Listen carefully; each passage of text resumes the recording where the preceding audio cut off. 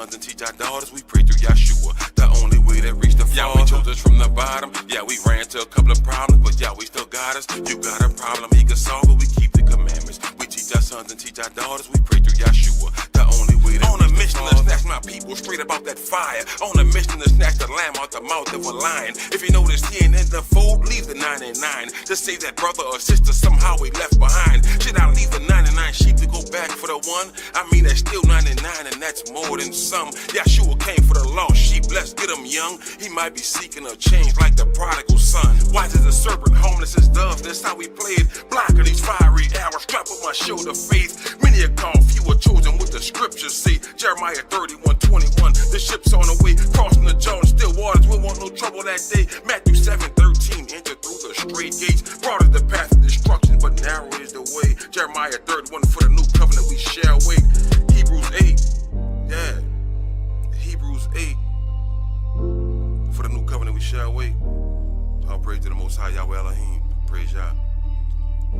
Yahweh chose us from the bottom. Yeah, we ran to a couple of problems, but Yahweh still got us. You got a problem, he can solve it. We keep the commandments. We teach our sons and teach our daughters. We pray through Yeshua, the only way that reach the Father. Yahweh chose us from the bottom. Yeah, we ran to a couple of problems, but Yahweh still got us. You got a problem, he can solve it. We keep the commandments. We teach our sons and teach our daughters. We pray through Yeshua, the only way that reach the Father. Started from the bottom, now we heal. You already know what it is. Giving praise to the God of Israel. Yeah, the truth has been revealed. Even though a lot of masses live, the whole world they been deceived for real. Read Revelation chapter 12. Time will tell who will prevail 400 year captivity. But we coming out of here. Prophecy been fulfilled. Gotta live righteously. Yeah, we'll see who is real and who will peer out. Cause of fear, cause of doubt. Who will hear and believe our report. Time to resort back to the sword. Yeah, the mighty one through the sun. Fight a run, we gon' fight. If it is will, Ephesians 6:12. Yeah, we battle where the evil dwell. Hell is just a grace. So yeah, you know we walk through the valley of the shadow of death. Who shall we feel? Come on. Cause salvation is near, even though it's a war going on. Gotta keep marching on. This is for my pills. Either have the ill heal. It's time to go home, for real. Yahweh chose us from the bottom. Yeah, we ran to a couple of problems, but Yahweh still got us. You got a problem, he can solve it. We keep the commandments. We teach our sons and teach our daughters. We pray through Yeshua, the only way that reach the Father. Yahweh chose us from the bottom. Yeah, we ran to a couple of problems, but Yahweh still got us. You got a problem, he can solve it. We keep the commandments. We teach our sons and teach our daughters. We pray through Yeshua, the only way that reach the Father.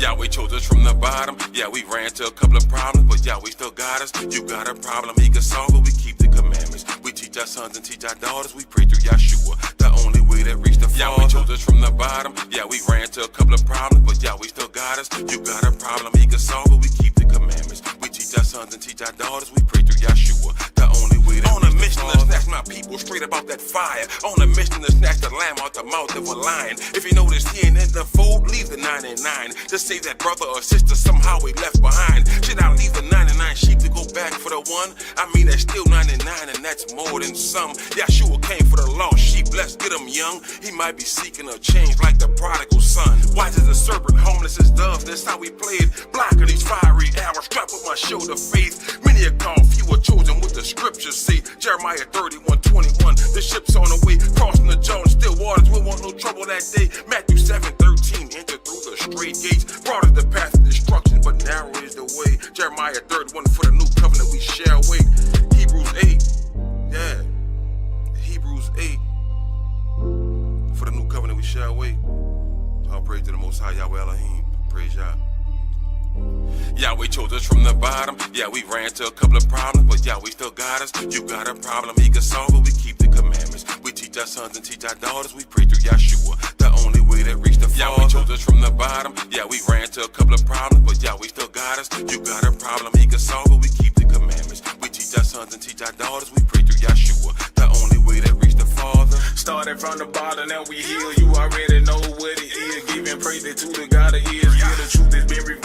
even though a lot of men live the whole world, they been deceived for real. Read Revelation chapter 12, time will tell who will prevail 400 year captivity. But we coming out of here, prophecy been fulfilled, gotta live righteously. Yeah, we'll see who is real and who will be out. Cause of fear, cause of doubt, who will hear and believe our report. Time to resort back to the source. Yeah, the mighty one through the sun, fight a run, we gon' fight. If it is will Ephesians 6 and 12, yeah, we battle where the evil dwell. Hell is just a grace, so yeah, you know we walk through the valley of the shadow of death. Who shall we feel? Come on. Cause salvation is near, even though it's a war going on. Gotta keep marching on, this is for my pills. Either have the ill heal. It's time to go home, for real. Yeah, we chose us from the bottom. Yeah, we ran to a couple of problems, but yeah, we still got us. You got a problem, he can solve it. We keep the commandments. We teach our sons and teach our daughters. We pray through Yeshua, the only way to reach the Father. Yeah, we chose us from the bottom. Yeah, we ran to a couple of problems, but yeah, we still got us. You got a problem, he can solve it. We keep the commandments. We teach our sons and teach our daughters. We pray through Yeshua, the only way to reach the Father.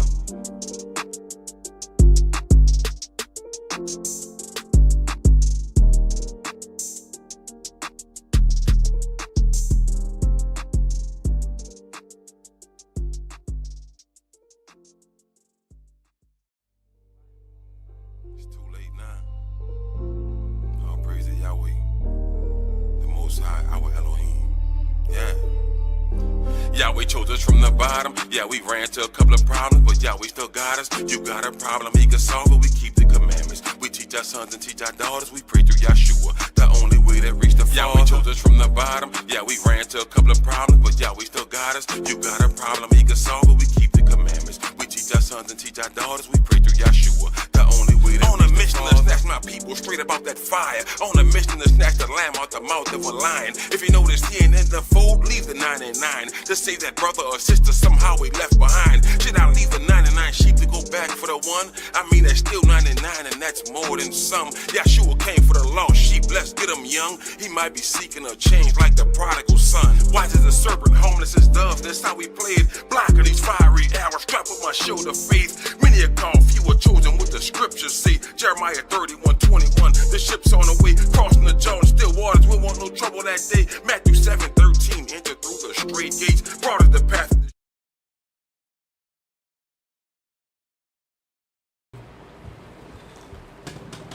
Shalom Facebook, Shalom YouTube. Welcome to our history class. Tonight, we're still in the law books, and we're coming up on, we're on Leviticus chapter 27, the last chapter of Leviticus. It's a fascinating chapter. It's a glimpse into the lifestyles of our fathers, the things that they were dealing with that we don't do anymore. But before we get started, does anyone have any questions? No questions? All right, then, let's go ahead and get started. Leviticus chapter 27, verse 1. And Yahweh spake unto Moshe, saying, Speak unto the children of Israel, and say unto them, When a man shall make a singular vow, the person shall be for Yahweh by thou estimation. And thy estimation shall be of the male from 20 years old, even unto 60 years old. Even thy estimation shall be 50 shekels of silver after the shekel of the sanctuary. Now let's understand what we're dealing with here. This is talking about making vows to Yahweh.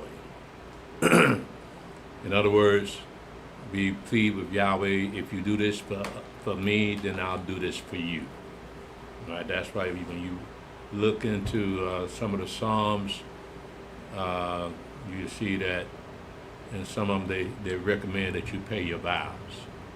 So whatever your vow is, if Yahweh answered your vow, then you have to pay what you said you're going to vow for. Let's look at an example of that. Let's go to Numbers 21.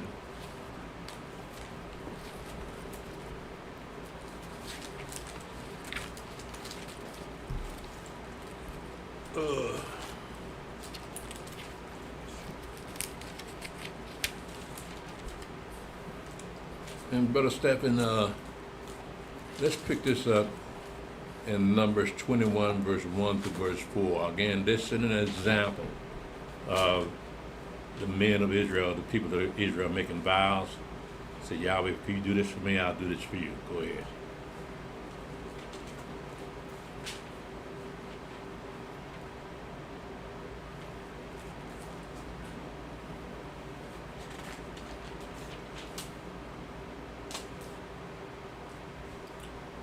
Numbers chapter 21, verse 1.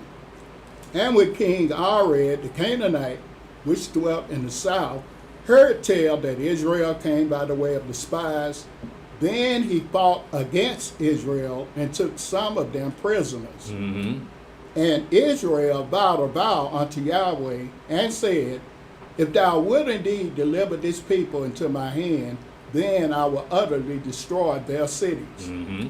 And Yahweh hearkened to the voice of Israel and delivered up the Canaanites, and they utterly destroyed them and their cities. And he called the name of the place Hormah. And they journeyed from Mount Hor by the way of the Red Sea to compass the land of Edom. And the soul of the people was much discouraged because of the way. Now let's look at another example of someone making a vow to Yahweh. Let's go to 1 Samuel chapter 1.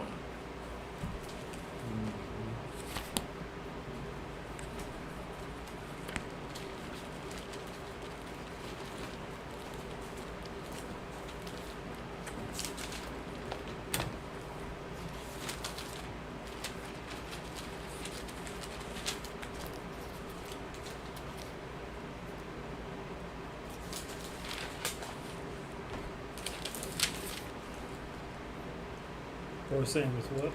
1 Samuel chapter 1, verse 1 through the whole chapter. 1 through verse 28. Again, this is an example of the law concerning vows. 1 Samuel chapter 1, verse 1.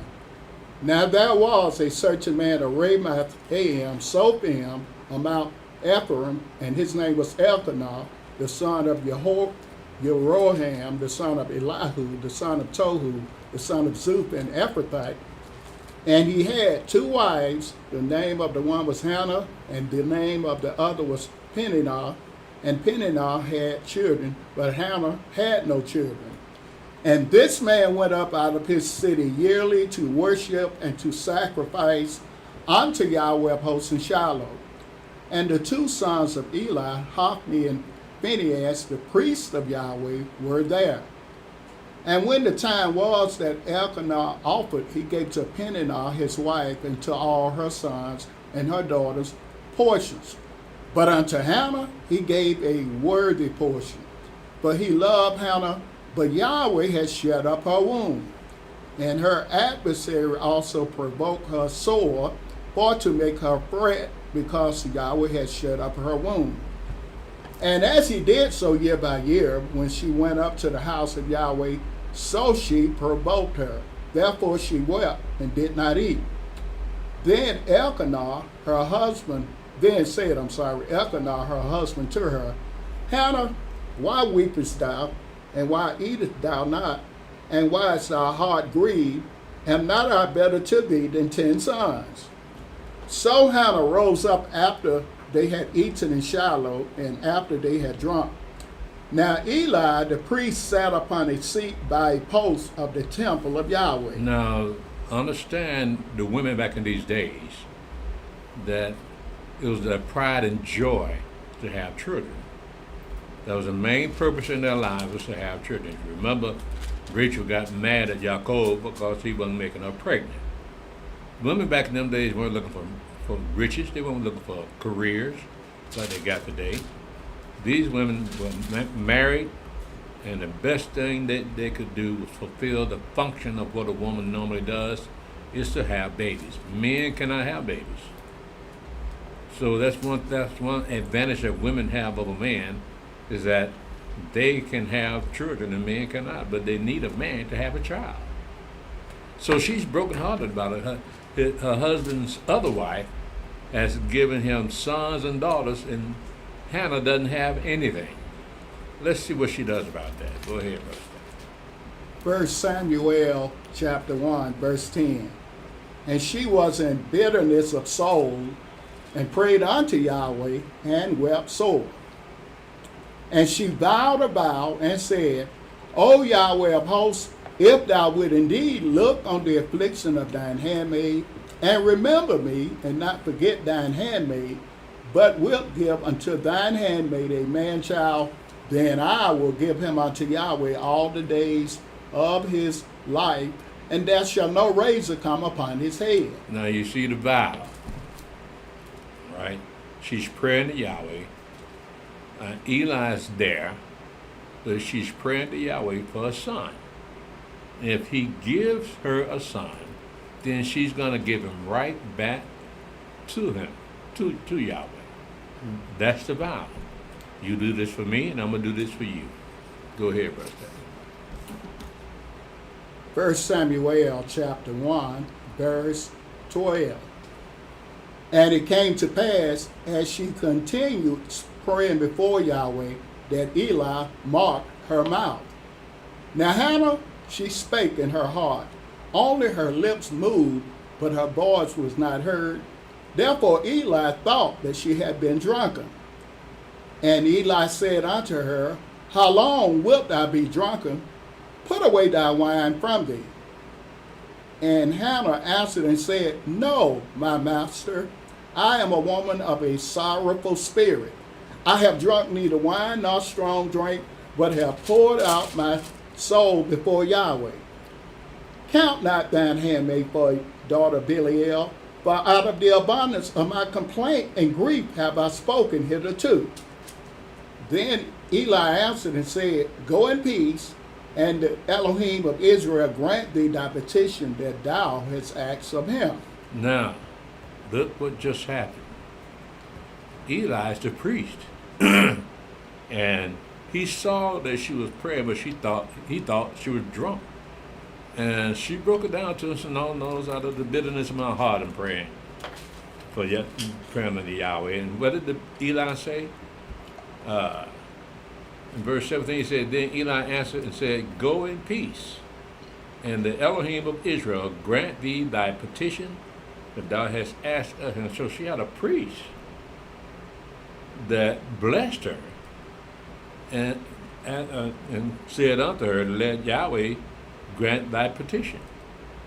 So no doubt she had the permission of her husband to make that vow, but she had an extra incentive by having a priest go ahead and promote that vow for her. You see how important the priest is. Go ahead, Brother Stephen. 1 Samuel chapter 1, verse 18. Mm-hmm. And she said, Let thine handmaid find grace in thy sight. So the woman went her way and did eat, and her countenance was no more sad. You see her mannerisms? Look what she said to this man. It said in verse 18, and she said, Let thine handmaid find grace in thy sight. So the woman went her way and did eat, and her countenance was no more sad, because she had gotten the blessing from a priest.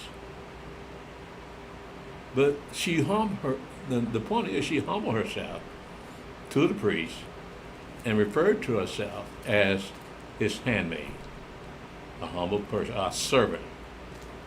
Even though she's married to another man, she humbled herself just like Abigail did, the wife of Naboth, when she stopped David from coming up there and killing everybody.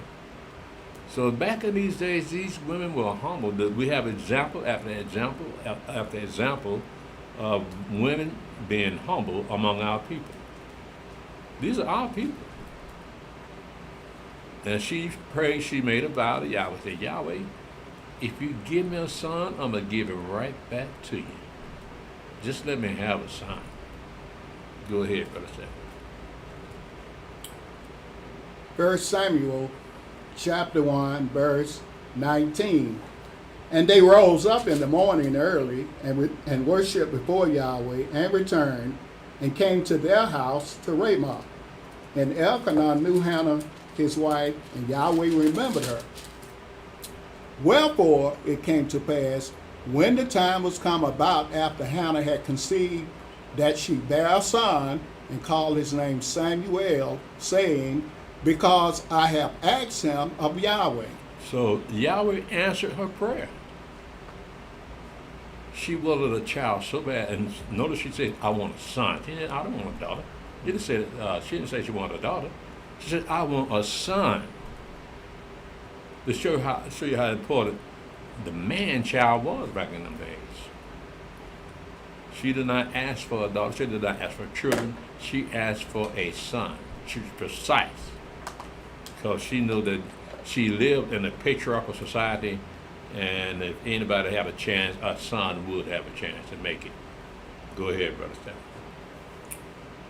1 Samuel chapter 1, verse 21. And the man Elkanah and all his house went up to offer unto Yahweh the yearly sacrifice and his vow. But Hannah went not up, for she said unto her husband, I will not go up until the child be weaned, and then I will bring him, that he may appear before Yahweh, and there abide forever. Mm-hmm.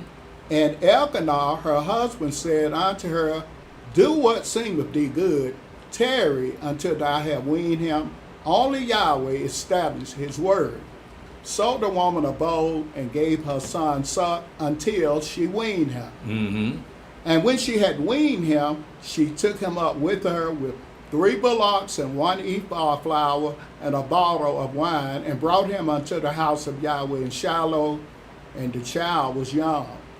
And they slew a bullock and brought the child to Eli. And she said, O my master, as thy soul liveth, my master, I am the woman that stood by thee here, praying unto Yahweh. But this child I prayed, and Yahweh hath given me my petition which I asked of him. Therefore also I have lent him to Yahweh. As long as he liveth, he shall be lent to Yahweh. And he worshiped Yahweh there. Now, he answered a vow. And what did she do? She brought a child once she weaned him. She brought that child while he was a baby to the priest so he could be in the priesthood. Brother Stephen picked us. The question is, did she have any more children after she prayed for that one child? Let's pick that up at verse 18, Brother Stephen, and to verse 21. Chapter 2, verse 18 to verse 21.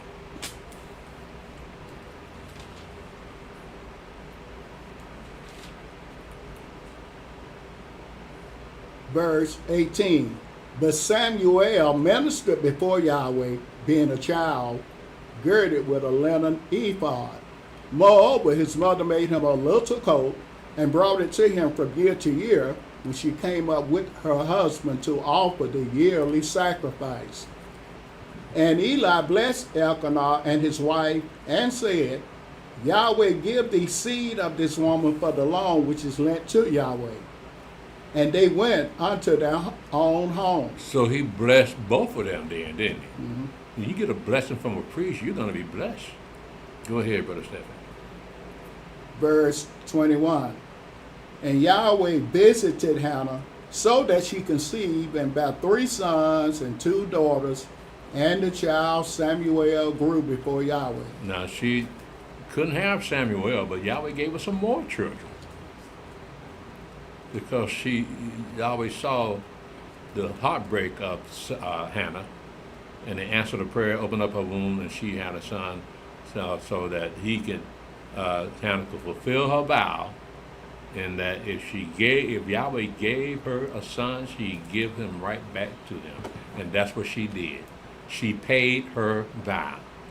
Now let's go back to Leviticus chapter 27 and read a little bit more about those vows, because we have a direct connection with Yahweh in the prayers that we make. And so from time to time, our people will ask Yahweh to do something for them. Sometimes he would, sometimes he wouldn't, but you made the vow. And what I'd like for you to do, Brother Stephen, is pick this back up at verse 1. Leviticus 27, let me start this over again. I just want to give an example of what vows meant back in those days. Leviticus chapter 27, verse 1. And Yahweh spake unto Moshe, saying, Speak unto the children of Israel, and say unto them, when a man shall make a singular vow, the person shall be for Yahweh by thy estimation. So when you made a vow to Yahweh, the people that had to estimate how much you were worth. In other words, you making a vow to Yahweh, you got to pay for making that vow, whether Yahweh answered it or not. So we got a list, a schedule of who are supposed to pay what when they make a vow. Now, that does not mean that you have to make a vow. Right. Right? But this is what happened. When you ask Yahweh to do something for you, and he does it, then you got to fulfill the rest of that vow. Say, you do this, then I'll do that. So in case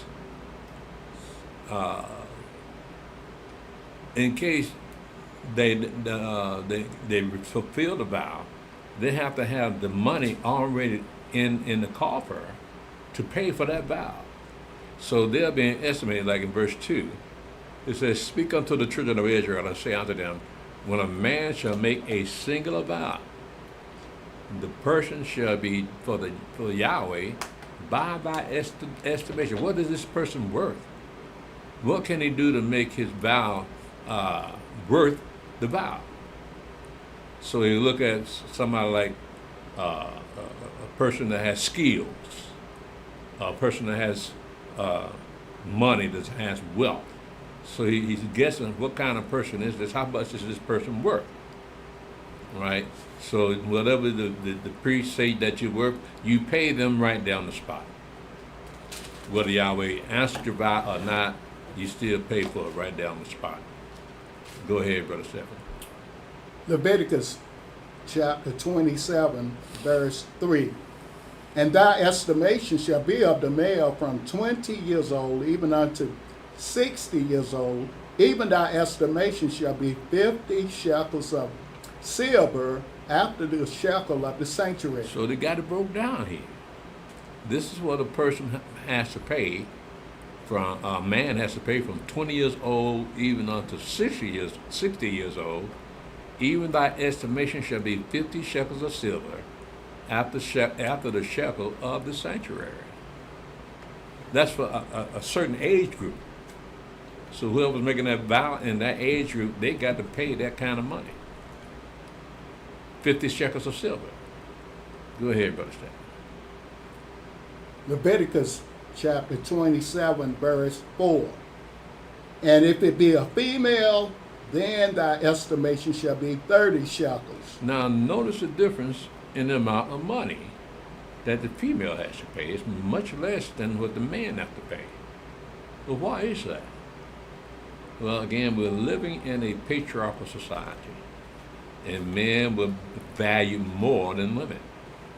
A man, they can estimate a man that can fully work from 20 years old until 60 years old. He's bringing value to the table. You can't say that about the women. So they pay less than the men because the men are more valuable. Go ahead, Brother Stephen. Leviticus chapter 27, verse 5. And if it be from 5 years old even unto 20 years old, then thy estimation shall be of the male 20 shekels, and for the female 10 shekels. So you see how this thing is rolling, right? Everybody gets estimate the value of that person from a 5-year-old to a 20-year-old, right? So you're calculating how much this person's worth, or how much he will be worth, so that whatever vow they make, then that vow will be already paid for. So if Yahweh You made a vow to Yahweh, you forgot to pay your vow, and you have made a vow to Yahweh, well, they catching you ahead of time. So you go ahead and pay for that vow now. That way, when Yahweh fulfills your vow, then you don't have to worry about paying it because you already paid ahead of time. Go ahead, Brother Stephen. Leviticus chapter 27, verse 6. And if it be from a month old, even unto 5 years old, then thy estimation shall be of the male 5 shekels of silver, and for the female thy estimation shall be 3 shekels of silver. Now, don't misunderstand. It says, and if it be from a month old, even unto 5 years old. These are children. They don't make vows. Right. The parents make vows on their behalf. Okay, so again, but they're still in the math portion of making that vow, and that this is how much they have to contribute because somebody made a vow for them. Go ahead, Brother Stephen. Leviticus chapter 27, verse 7. And if it be from 60 years old and above, if it be a male, then thy estimation shall be 15 shekels, and for the female 10 shekels. Notice that the price goes down after they past a certain age, from 60 years old and above. The price decreases because you know that from 60 years old and above, you ain't got that much left. So they're not going to hit you as hard. So you're not as valuable when you're 60 years old and above. Okay, but so they don't charge you as much. Go ahead, Brother Stephen. Leviticus chapter 27, verse 8. But if he be poorer than thy estimation, then he shall present himself before the priest, and the priest shall value him according to his ability. That vow shall the priest value him. Mm-hmm. And if it be a beast, well, men bring an offering unto Yahweh. All that any man giveth of such unto Yahweh shall be holy. Mm-hmm. He shall not alter it, nor change it, a good for a bad, or a bad for a good. And if he shall at all change beast for beast, then it and the exchange thereof shall be holy. Why is it designated as something holy? Because it's in the priest's hand. The character of the offering changes once it comes into the priest's hand. The blood that we're not supposed to drink or eat, in the priest's hand, it serves a different purpose.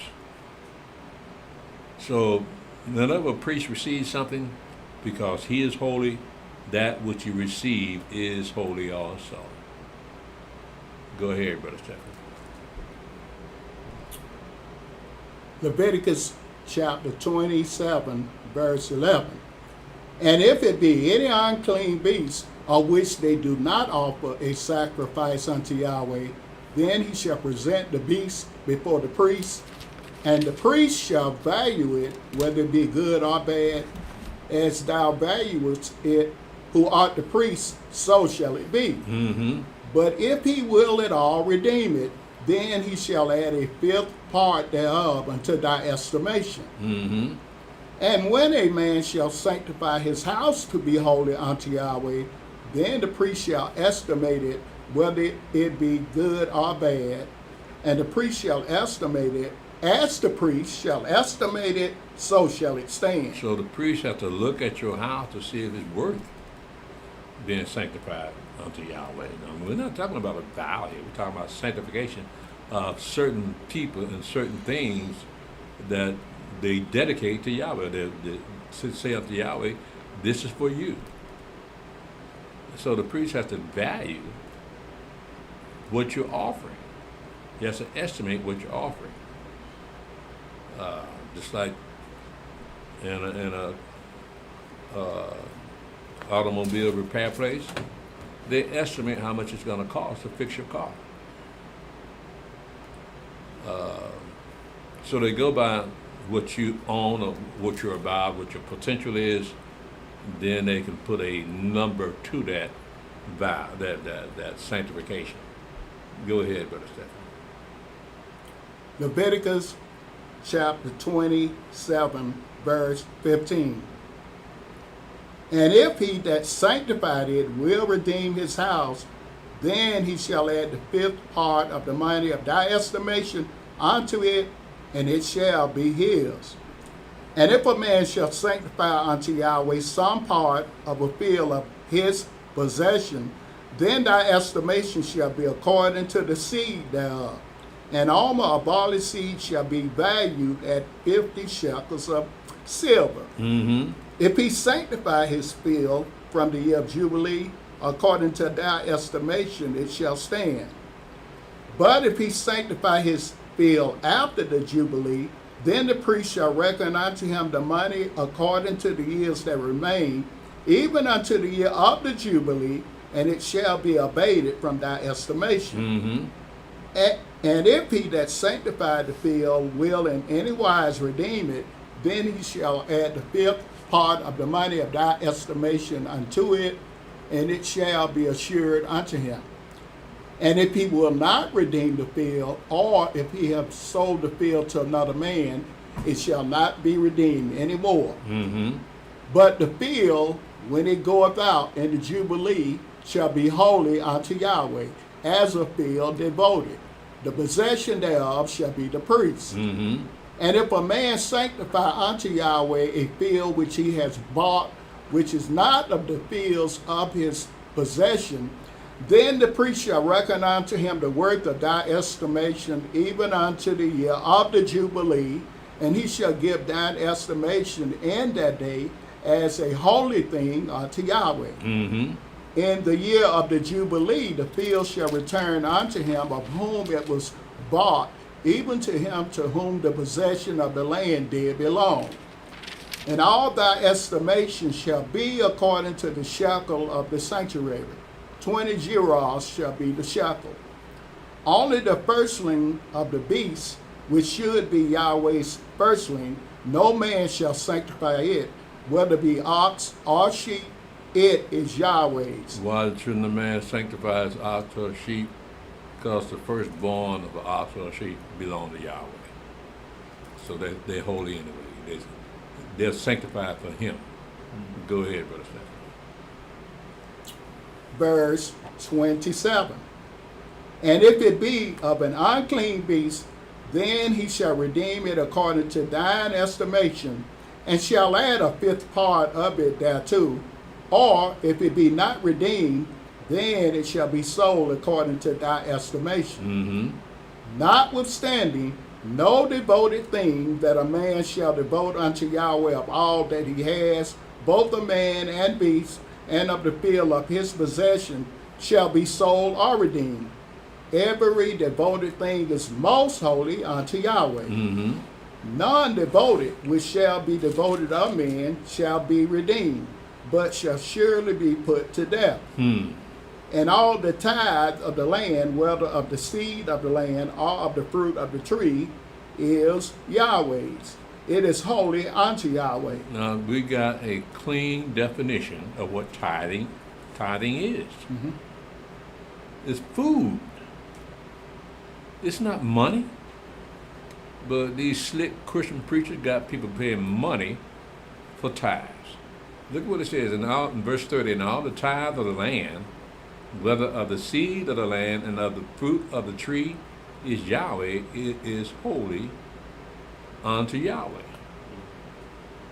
Now, Yahweh don't need to eat anything, so the tithe goes to the priest. Let's see what else goes to the priest. Go ahead, Brother Stephen.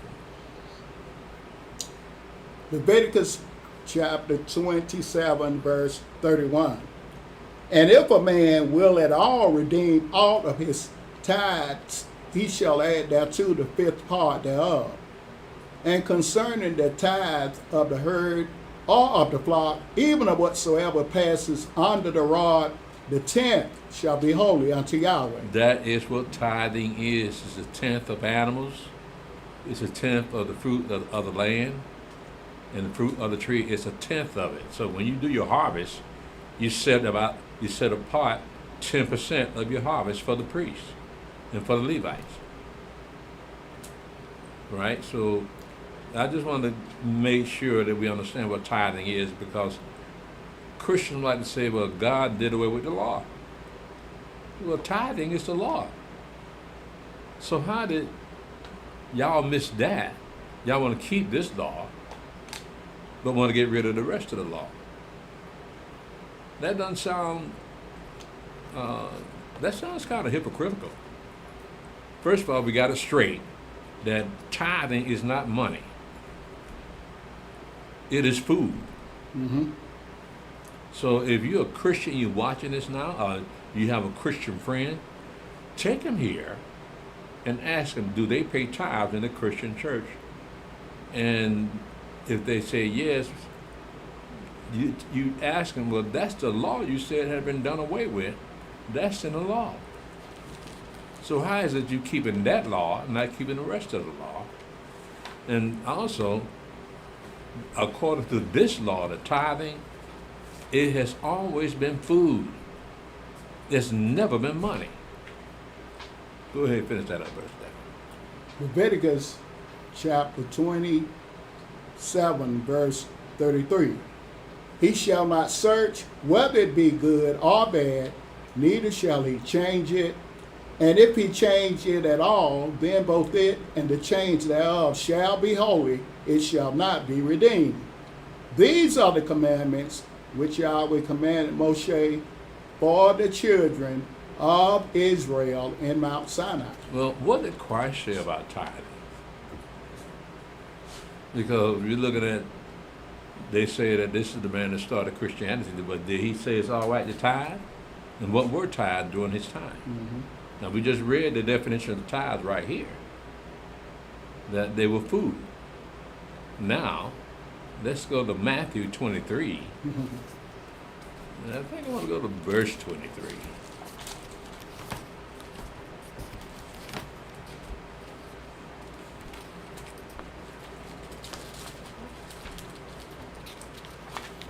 Number one seller every year. Nobody knows what's in it, huh? Nope, wasn't meant for them. Ain't got a clue.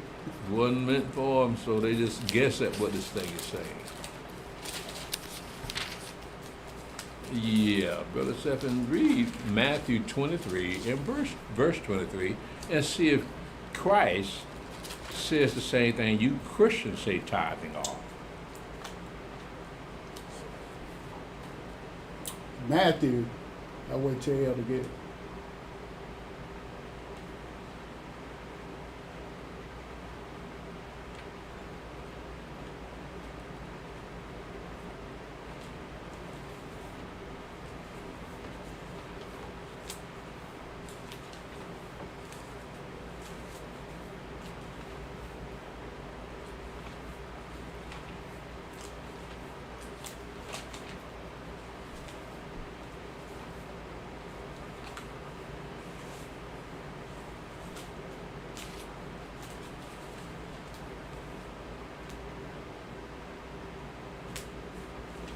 Can you find it, Elder?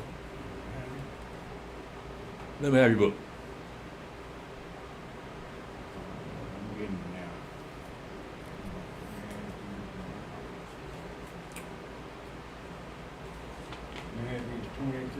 Matthew 23, Mm-hmm. verse 23. Matthew 23, verse 23. Woe unto you, scribes and Pharisees, hypocrites, for you pay tithe of mint and anise and cumin, and have omitted the weightier matters of the law, judgment, mercy, and faith. These ought you to have done, and not to leave the other undone. Notice how he described the tithes. It's got nothing to do with money. He said, you woe unto you, scribes and Pharisees and hypocrites, for you pay tithe of mint. That's not money. That's a condiment. Mint and anise and cumin. These are things that you sprinkle on your food, Mm-hmm. and have omitted the weightier matters of the law. So he wasn't talking about money. He's talking about condiments that you put on your food. You pay tithes of these things, but you omitted the weightier matters of the law. So the Mashiach did agree with the law that says that tithing is food, not money. So this is a get-rich scheme that Christian pastors have played on their own congregations because they know that congregation does not read the Bible at all. So they can tell the congregation, the church, anything, and the church will believe it. All this time, your pastor has been hustling y'all, getting you to do something that they're not supposed to do. A Christian is not supposed to pay tithes. The Levites were to receive the tithe, not the Christian pastor. The Levites were of the children of Israel. They weren't Christians. So again, you slick Christian pastors, you should be ashamed of yourself, because we just read what the law said, what tithing was. It is food for the priests and for the Levites.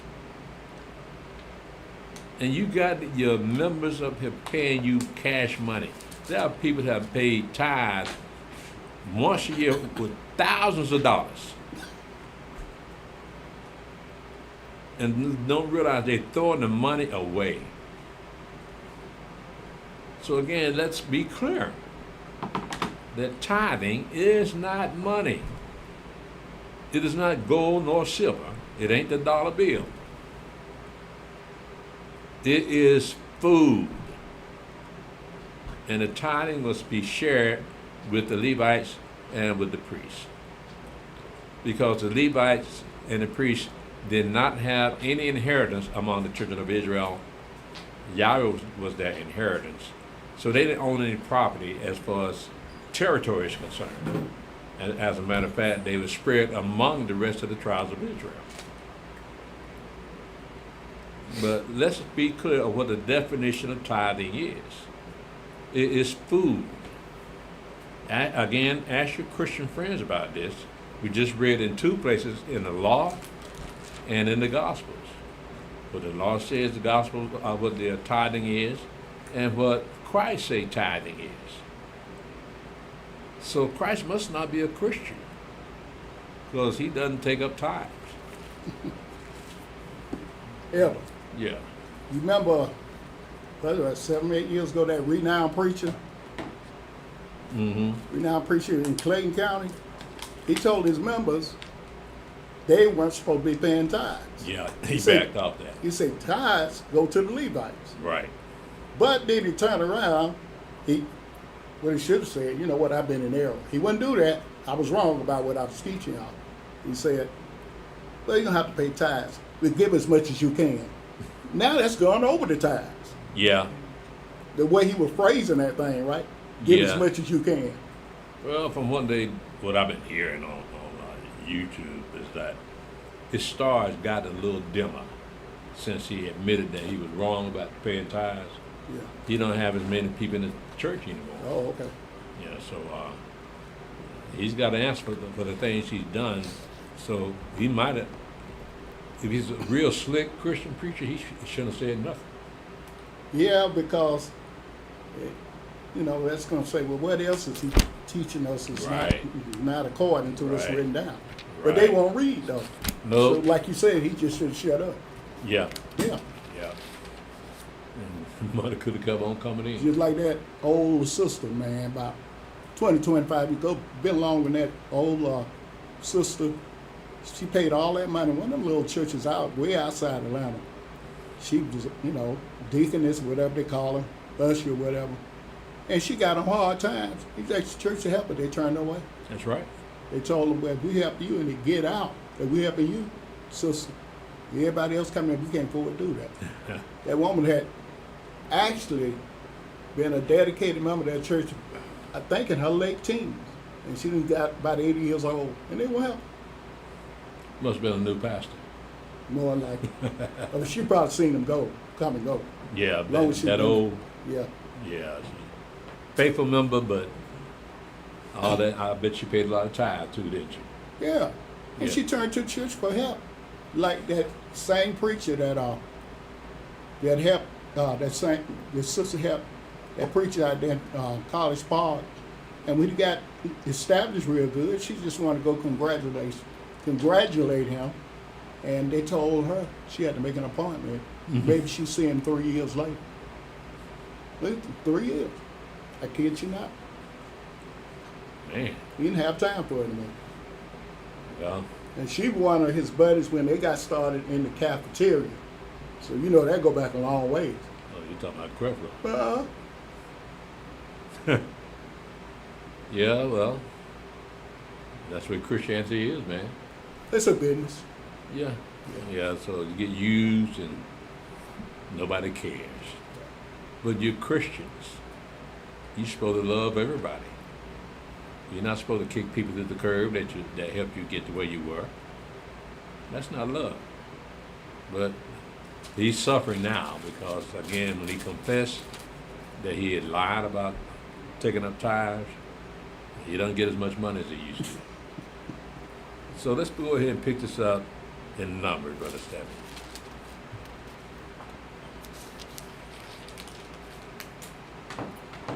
Numbers chapter 1, verse 1. And Yahweh spake unto Moshe in the wilderness of Sinai, in the tabernacle of the congregation, on the first day of the second month, in the second year after they were come out of the land of Egypt, saying, Take you the sum of all the congregation of the children of Israel after their families by the house of their fathers, with the number of their names, every male by their poles, from 20 years old and upward, all that are able to go forth to war in Israel, and thou and Aaron shall number them by their armies. And with you there shall be a man of every tribe, every one head of the house of his fathers. Look how thorough our fathers were, that they numbered each one of our fathers and kept a record of the number of people that were among the children of Israel. Who does that? And this was done back in antiquity. They estimate that these things took place in 1490 BC. But you see how organized Yahweh had our people. Now these are our forefathers right here. Right? But Yahweh said, I want you to go, you and Aaron, to go number the people of Israel, the 12 tribes of Israel, and take the number of them. All right? Go ahead, Brother Stephen. Numbers chapter 1, verse 5. And these are the names of the men that shall stand with you. Of the tribe of Reuben, Elizur, the son of Shedir, of Simeon, Shelumiel, the son of Zurishaddai, of Yehuda, Nashon, the son of Amminadab, of Issachar, Nathaniel, the son of Zuar, of Zebulun, Eliab, the son of Helon, of the children of Joseph, of Ephraim, Elishama, the son of Ammihud, of Manasseh, Gamaliel, the son of Pedasir, of Benjamin, Abidan, the son of Gideoni, of Dan, Ahiezer, the son of Ammishaddai, of Asher, Pagiel, the son of Achran, of Gad, Eliasaph, the son of Juel, of Naphtali, Ahira, the son of Enan.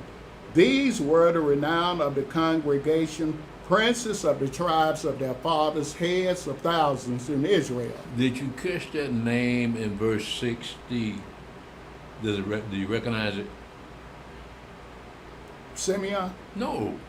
Zurishaddai. Yeah. You recognize it? Mm-hmm. Who? Oh, no, I recognize the name. But we had a brother here named Zurishaddai. Oh, yeah. It was your brother-in-law. Yeah. Yeah. Oh, okay, I got you. Yeah. Your late brother-in-law. Yeah. He's gone now, but nevertheless, I saw that. I said, that's my brother-in-law named Zurishaddai. So he's a character. You get out there, choir be singing, you get out there and dance. It's pretty wild back in the days. Go ahead, Brother Seth. Numbers chapter 1, verse 17.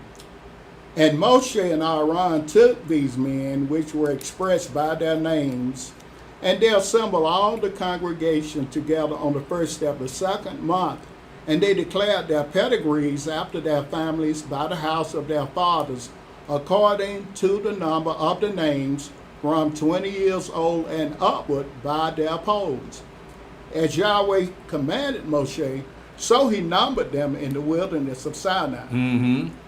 And the children of Reuben, Israel's eldest son, by their generations after their families, by the house of their fathers, according to the number of the names, by their polls, every male from 20 years old and upward, all that were able to go forth to war, those that were numbered of them, even of the tribe of Reuben, were 46,500. Now, I don't want to go through this whole chapter. We got about 54 verses in this chapter.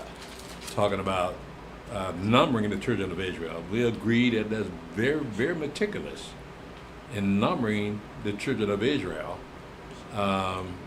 So we're just going to get the whole total number of each tribe without reading all of this. So the total number in the tribe of Reuben was 46,500.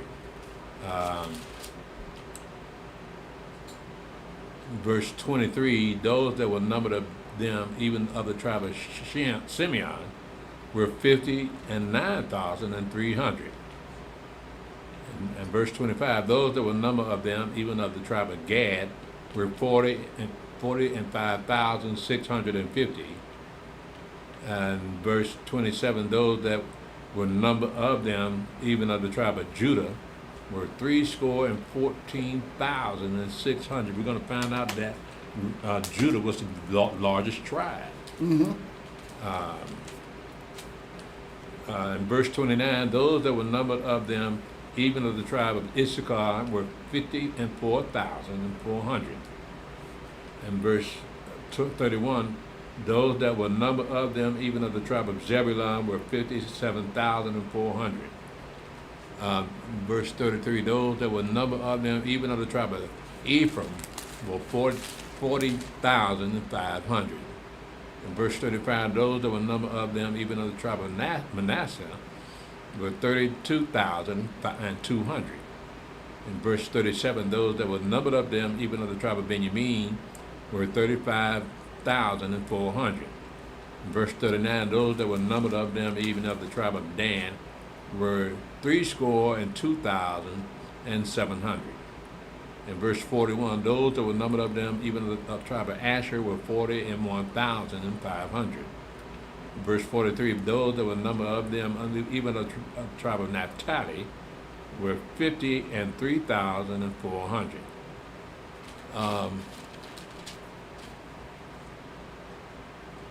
Brother Stephen, pick this up at verse 45. So were all those that were numbered of the children of Israel by the house of their fathers, from 20 years old and upward, all that were able to go forth to war in Israel, even all they that were numbered were 600,000 and 3,550. So we had over 600,000 men of Israel that were from 20 years old and upward, that were men of war. You had over 600,000 of them out there in that wilderness. Now, that's not counting the wives and not counting the children, not even counting the animals they have out there. But you got to remember, these are just the men that were numbered that could go to war. Now, you go back and look in Exodus chapter 20, and you see what Elohim is giving all these people who just numbered here, the Ten Commandments. They all heard it. So we add in the wives and the children. They all heard it. So there's more than 600,000 of them out there. Mm-hmm. So we're looking at maybe 1 million or so out there, or 1.5 million of people out there in the wilderness. And they got, to show you how strange this is, with all these people out in the wilderness. They're not even in the land yet. This is wandering around in the wilderness. Well, they're at Mount Sinai right now, but eventually they're going to get on the move. But out there in that wilderness, they have the pillar of fire and the pillar of cloud out there too. They hadn't gone anywhere. That's why it's so amazing when we read about in Exodus 32, Moshe was gone up into the mount 40 days and 40 nights. And they say, well, we don't know whatever happened to Moshe, but let's make us some gods that we can say brought us out of Egypt. So that's when they came up with the golden calf. So they couldn't get Egypt out of their mind, out of their heart. So everything they learned in Egypt, they tried to bring it out there. But nevertheless, they're out there. All these people are out there, over 1 million people out there, and they don't have a land to go to yet. They're on the way to the land. But go ahead, Brother Stan. I thought about it today. Our people, they worship the God that brought them to America, right? Mm-hmm. They came on the good ship Jesus. That's right. And they worship Jesus. That's right. Our people don't know that one of the first ships brought us over here was named the good ship Jesus. Yeah, as slaves. Brought black people, ancestors, as slaves on the good ship Jesus. And they just get the Holy Ghost when they hear the name Jesus and run around and sing praises to Jesus. And he the one who brought them over here as slaves. Man, my Creator is powerful. Powerful, bro. Yeah, but Man. yeah, but you have to wonder why Yahweh doing this to his own people. Yeah, we they'll say probably, yeah, we know that it was good ship Jesus, but we turn around and they'll probably say we made Jesus something positive. You know how Jacob do. Yeah, they make excuses. So, well, he ain't like that no more, like they say about the Democrats. Yeah, The Democrats can't stand black people, but black people say they ain't like they used to be. But they're shaking of the head, man. I know white folks just be laughing at them, man. Say, yeah, we can't believe people that's just dumb.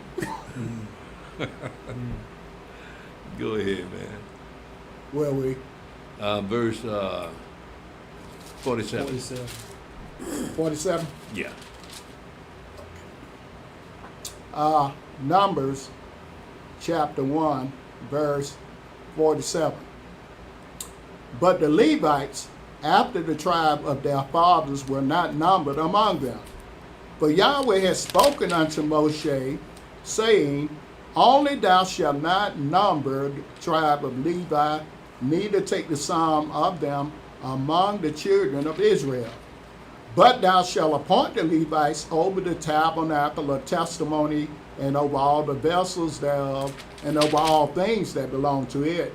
They shall bear the tabernacle and all the vessels thereof, and they shall minister unto it, and shall encamp round about the tabernacle. And when the tabernacle setteth forward, the Levites shall take it down, and when the tabernacle is to be pitched, the Levites shall set it up. And the stranger that cometh nigh shall be put to death. And the children of Israel shall pitch their tents, every man by his own camp, and every man by his own standard throughout their hosts.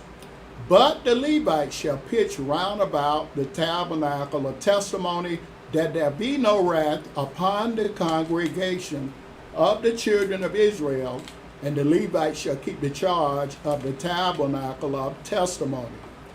And the children of Israel did according to all that Yahweh commanded Moshe, so did they. So what you have here is an arrangement of the people in the wilderness. You had the tabernacle there. They had just finished. They had the tabernacle there. And they also had the Levites encamped around the tabernacle. Because you remember what happened to Nadab and Abihu in Leviticus?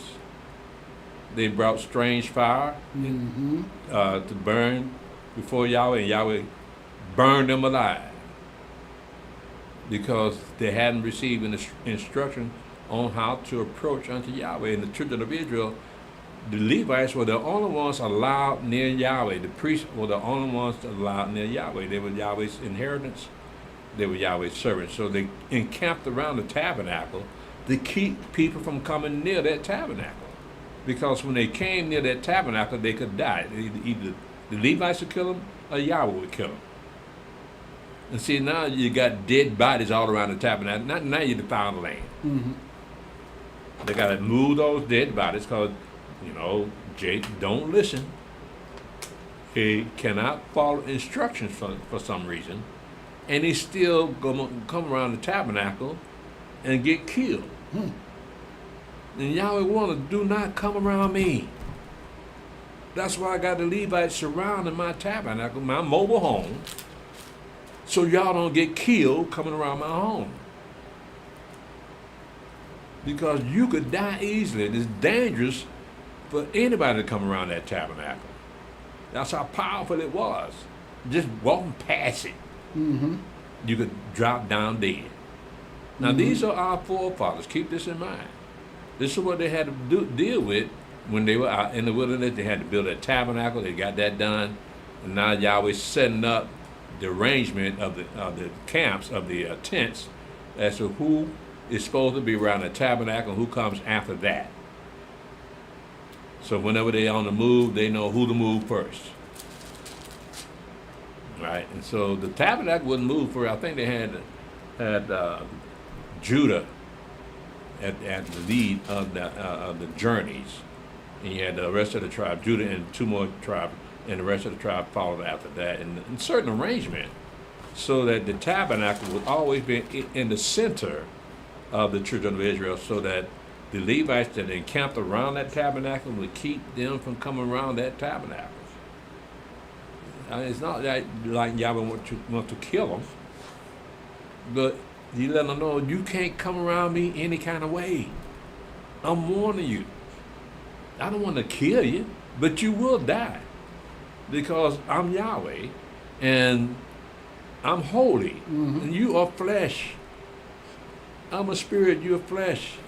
I can't die, you can.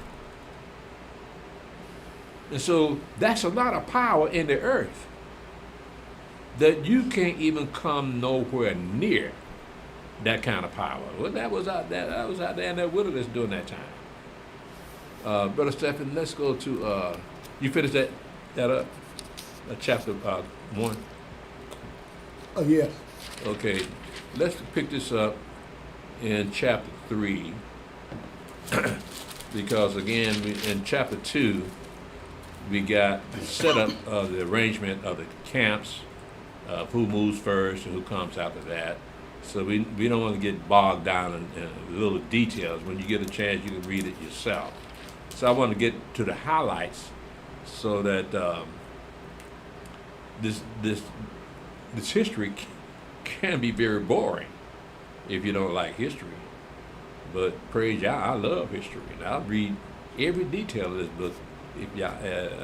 That's why I know certain parts of the book some people may not appreciate, but I do, because I love history. And the Bible is a history book. It's not a religious book, it's a history book, and it fits me well, because I love history. Let's pick this up in chapter 3, Brother Stephen. Numbers chapter 3, verse 1. These also are the generations of Aaron and Moshe in the day that Yahweh spake with Moshe in Mount Sinai. And these are the names of the sons of Aaron: Nadab the firstborn, and Abihu, and Eleazar, and Ithamar. These are the names of the sons of Aaron, the priests which were anointed, whom he consecrated to minister in the priest's office. And Nadab and Abihu died before Yahweh when they offered strange fire before Yahweh in the wilderness of Sinai, and they had no children. And Eleazar and Ithamar ministered in the priest's office in the sight of Aaron their father. Just a little FYI, Eleazar is closer to Aaron than Ithamar is. In other words, Nadab and Abihu were the oldest boy, but then you got Eleazar and Ithamar. Now, the priesthood would go to Eleazar. It wouldn't go to Ithamar, even though Ithamar is the holy priest. He would not have been anointed to serve in the tabernacle as a priest. Now David saw that the Levites and the priests were outnumbering what we have here. So he set up courses for the priests that they would go in and minister in the temple or in the tabernacle. Now in this case, temple, in the tabernacle, because they were still alive. And they would go by courses all year long. So by the time you get to Luke chapter 1, we have Zechariah ministering in the priest's office in the month of Abiah, not the month of Abiah, but in the course of Abiah. And that's when the angel Gabriel shows up and told Zechariah that you're going to have a son. But Zechariah again was following the course of the priesthood, and that it was his time to serve in the temples, lighting incense and all those things. And just so happened that particular time, now these are all descendants of Aaron. So the priesthood was never broken until they got into the Greek Empire. Then the priesthood was being sold by to Antiochus Epiphanes IV, so they can have some leeway with the Greeks. So they kicked the original inheritors of Aaron's priesthood, and on Ithamar's side, they paid money to take on the role of a priest. So when you get, for instance, in the Gospels, you get to Annas and Caiaphas. So you got to wonder, were they of Aaronic priesthood and Eleazar's priesthood, or were they of Ithamar? Because the Romans put them in office, right? But it doesn't. But by that time, the priesthood had more than likely been polluted. Because I don't think they were going by the priesthood that was started by Aaron and Eleazar and Phineas and all those other sons of Aaron. But again, that is what Yahweh got this thing set up only in Aaron. Now, I find that kind of interesting, since he chose Moshe to go and tell Pharaoh to let his people go, right? And through Moshe, he set up the priesthood, right? But Moshe didn't get no position. So Aaron got the position. The thing Moshe got was hell from us. Yeah, well, he had his hands full. I put it like that. But see, Yahweh didn't forget him.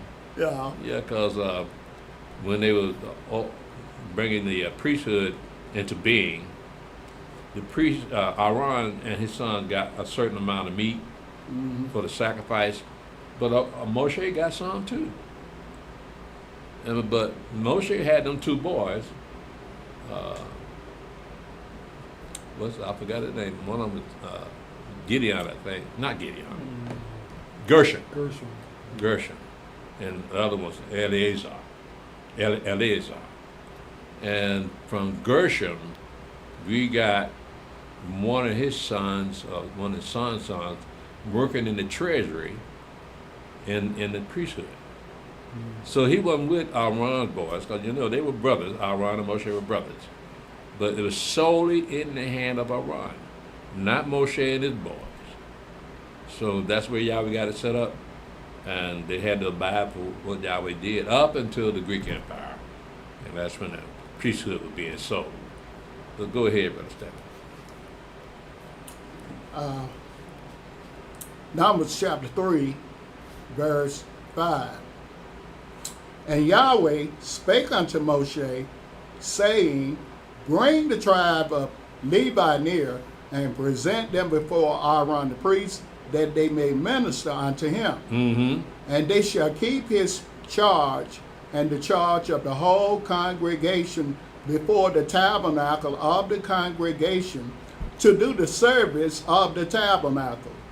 And they shall keep all the instruments of the tabernacle of the congregation, and the charge of the children of Israel, to do the service of the tabernacle. And thou shalt give the Levites unto Aaron and to his sons. They are wholly given unto him out of all the children of Israel. And thou shalt appoint Aaron and his sons, and they shall wait on their priest's office, and the stranger that cometh nigh shall be put to death. Mm-hmm.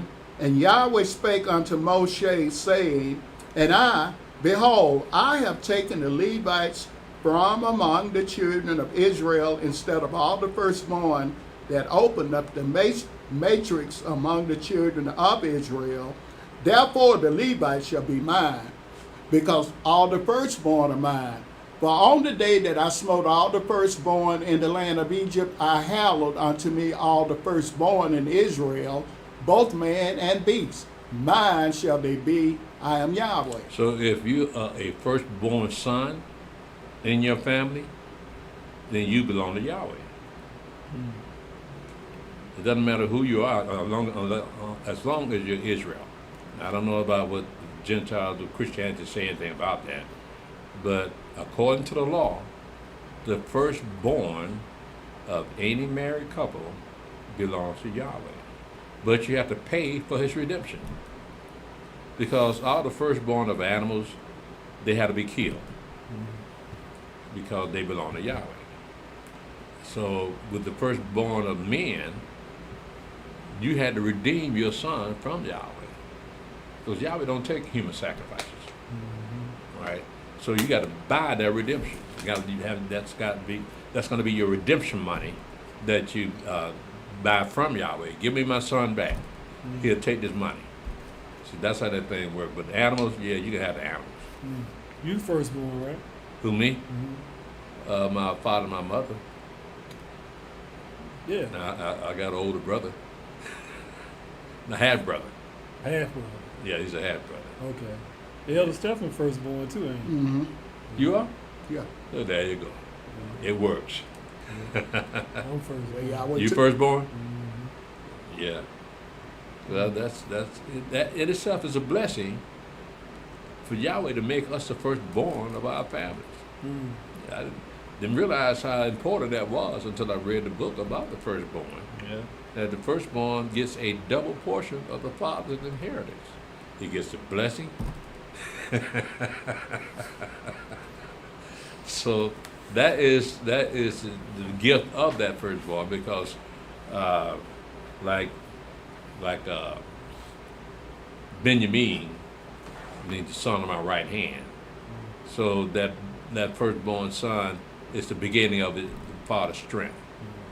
Right? So he put a lot of stock in that firstborn son. Yeah. Go ahead, brother. Numbers chapter 3, verse 14. And Yahweh spake unto Moshe in the wilderness of Sinai, saying, Number the children of Levi after the house of their fathers, by their families, every male from a month old and upward shalt thou number them. And Moshe numbered them according to the word of Yahweh, as he was commanded. And these were the sons of Levi by their names, Gershon and Kohath and Merari.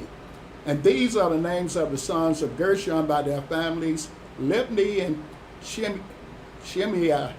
And the sons of Kohath by their families, Amram and Ishar, Hebron and Uzziel. And the sons of Merari by their families, Maldi and Mushi.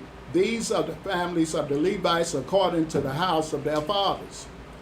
Of Gershon was the family of the Libnites and the families of the Shemites. These are the families of the Gershonites. Those that were numbered of them according to the number of all the males from a month old and upward, even those that were numbered of them were 7,500. The families of the Gershonites shall pitch behind the tabernacle westward. And the chief of the house of the father of the Gershonites shall be Eliasaph, the son of Lael. And the charge of the sons of Gershon in the tabernacle of the congregation shall be the tabernacle and the tent, the covering thereof, and the hanging for the door of the tabernacle of the congregation, and the hangings of the court, and the curtain for the door of the court, which is by the tabernacle, and by the altar round about, and the cords of it for all the service thereof. And of Kohath was the family of the Amramites, and the family of the Isharites, and the families of the Hebronites, and the family of the Uzzielites. These are the families of the Kohathites. In the number of all the males from a month old and upward were 8,600, keeping the charge of the sanctuary. Brother Stephen, let's pick this up in chapter 3 and verse 40.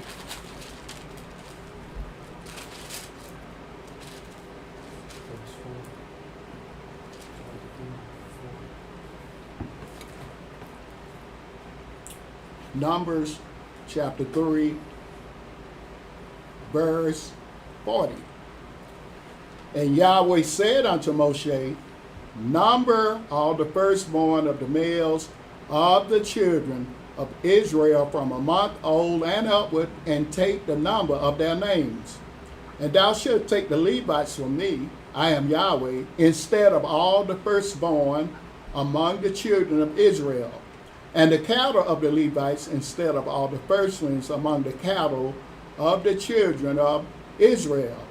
And Moshe numbered, as Yahweh commanded him, all the firstborn among the children of Israel, and all the firstborn males by the number of names from a month old and upward.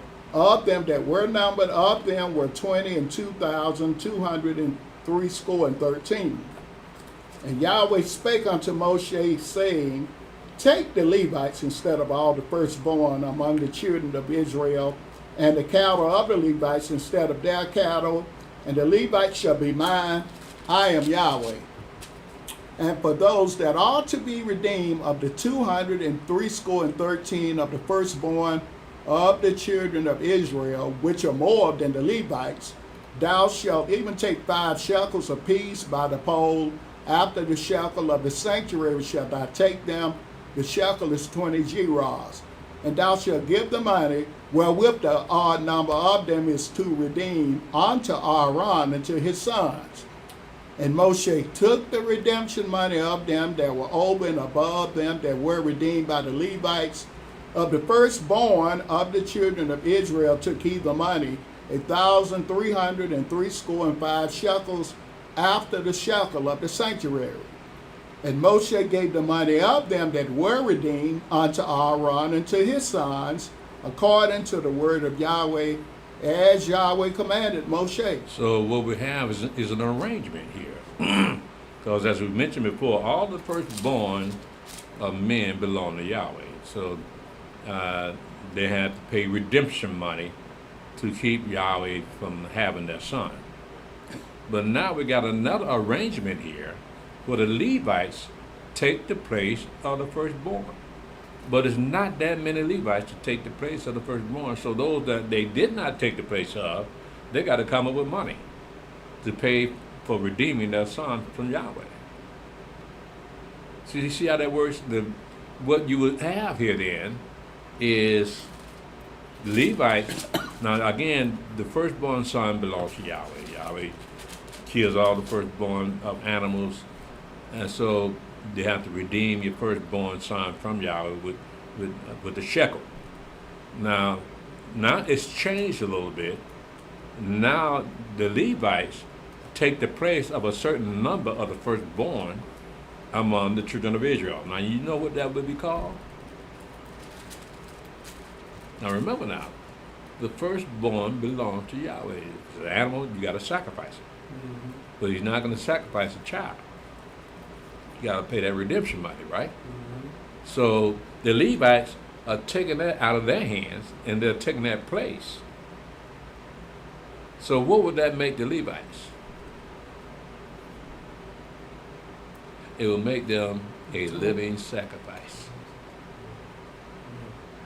Paul talked about that, being a living sacrifice. So legally, according to the law, the Levites taking the place of the firstborn of the men of Israel would be a living sacrifice. But the rest of the children that they did not cover, they got to pay redemption money. Right? Go ahead, Brother Stephen.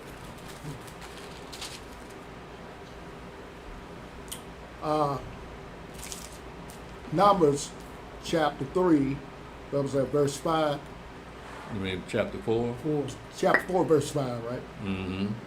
And when the camp settled forward, Aaron shall come and his sons, and they shall take down the covering veil and cover the ark of the testimony with it, and shall put thereon the covering of antelope skins, and shall spread over it a cloth wholly of blue, and shall put in the staves thereof. And upon the table of showbread they shall spread a cloth of blue, and put thereon the dishes and the spoons and the bowls and the covers to cover withal, and the continual bread shall be thereon. And they shall spread upon them a cloth of scarlet, and cover the same with a covering of antelope skins, and shall put in the staves thereof. Now, you notice it says badger skin in the book, but that's an unclean animal, so that was a interpretation. That was a translator's error.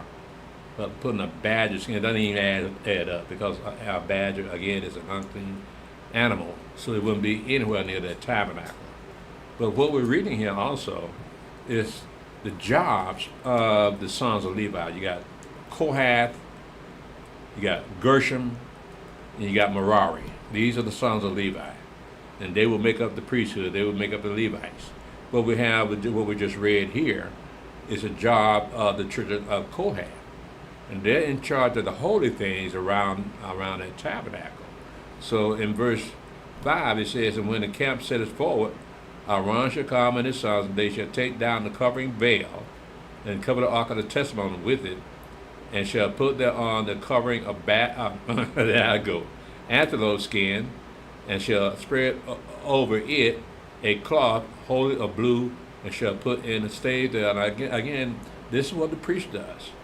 And upon the table of showbread they shall spread a cloth of blue, and put thereon the dishes and the spoons and the bowls and the covers to cover withal, and the continual continual bread shall be thereon, and they shall spread upon them a cloth of scarlet, and cover the same with the covering of antelope skin, and shall put in the stage thereof. This is their job.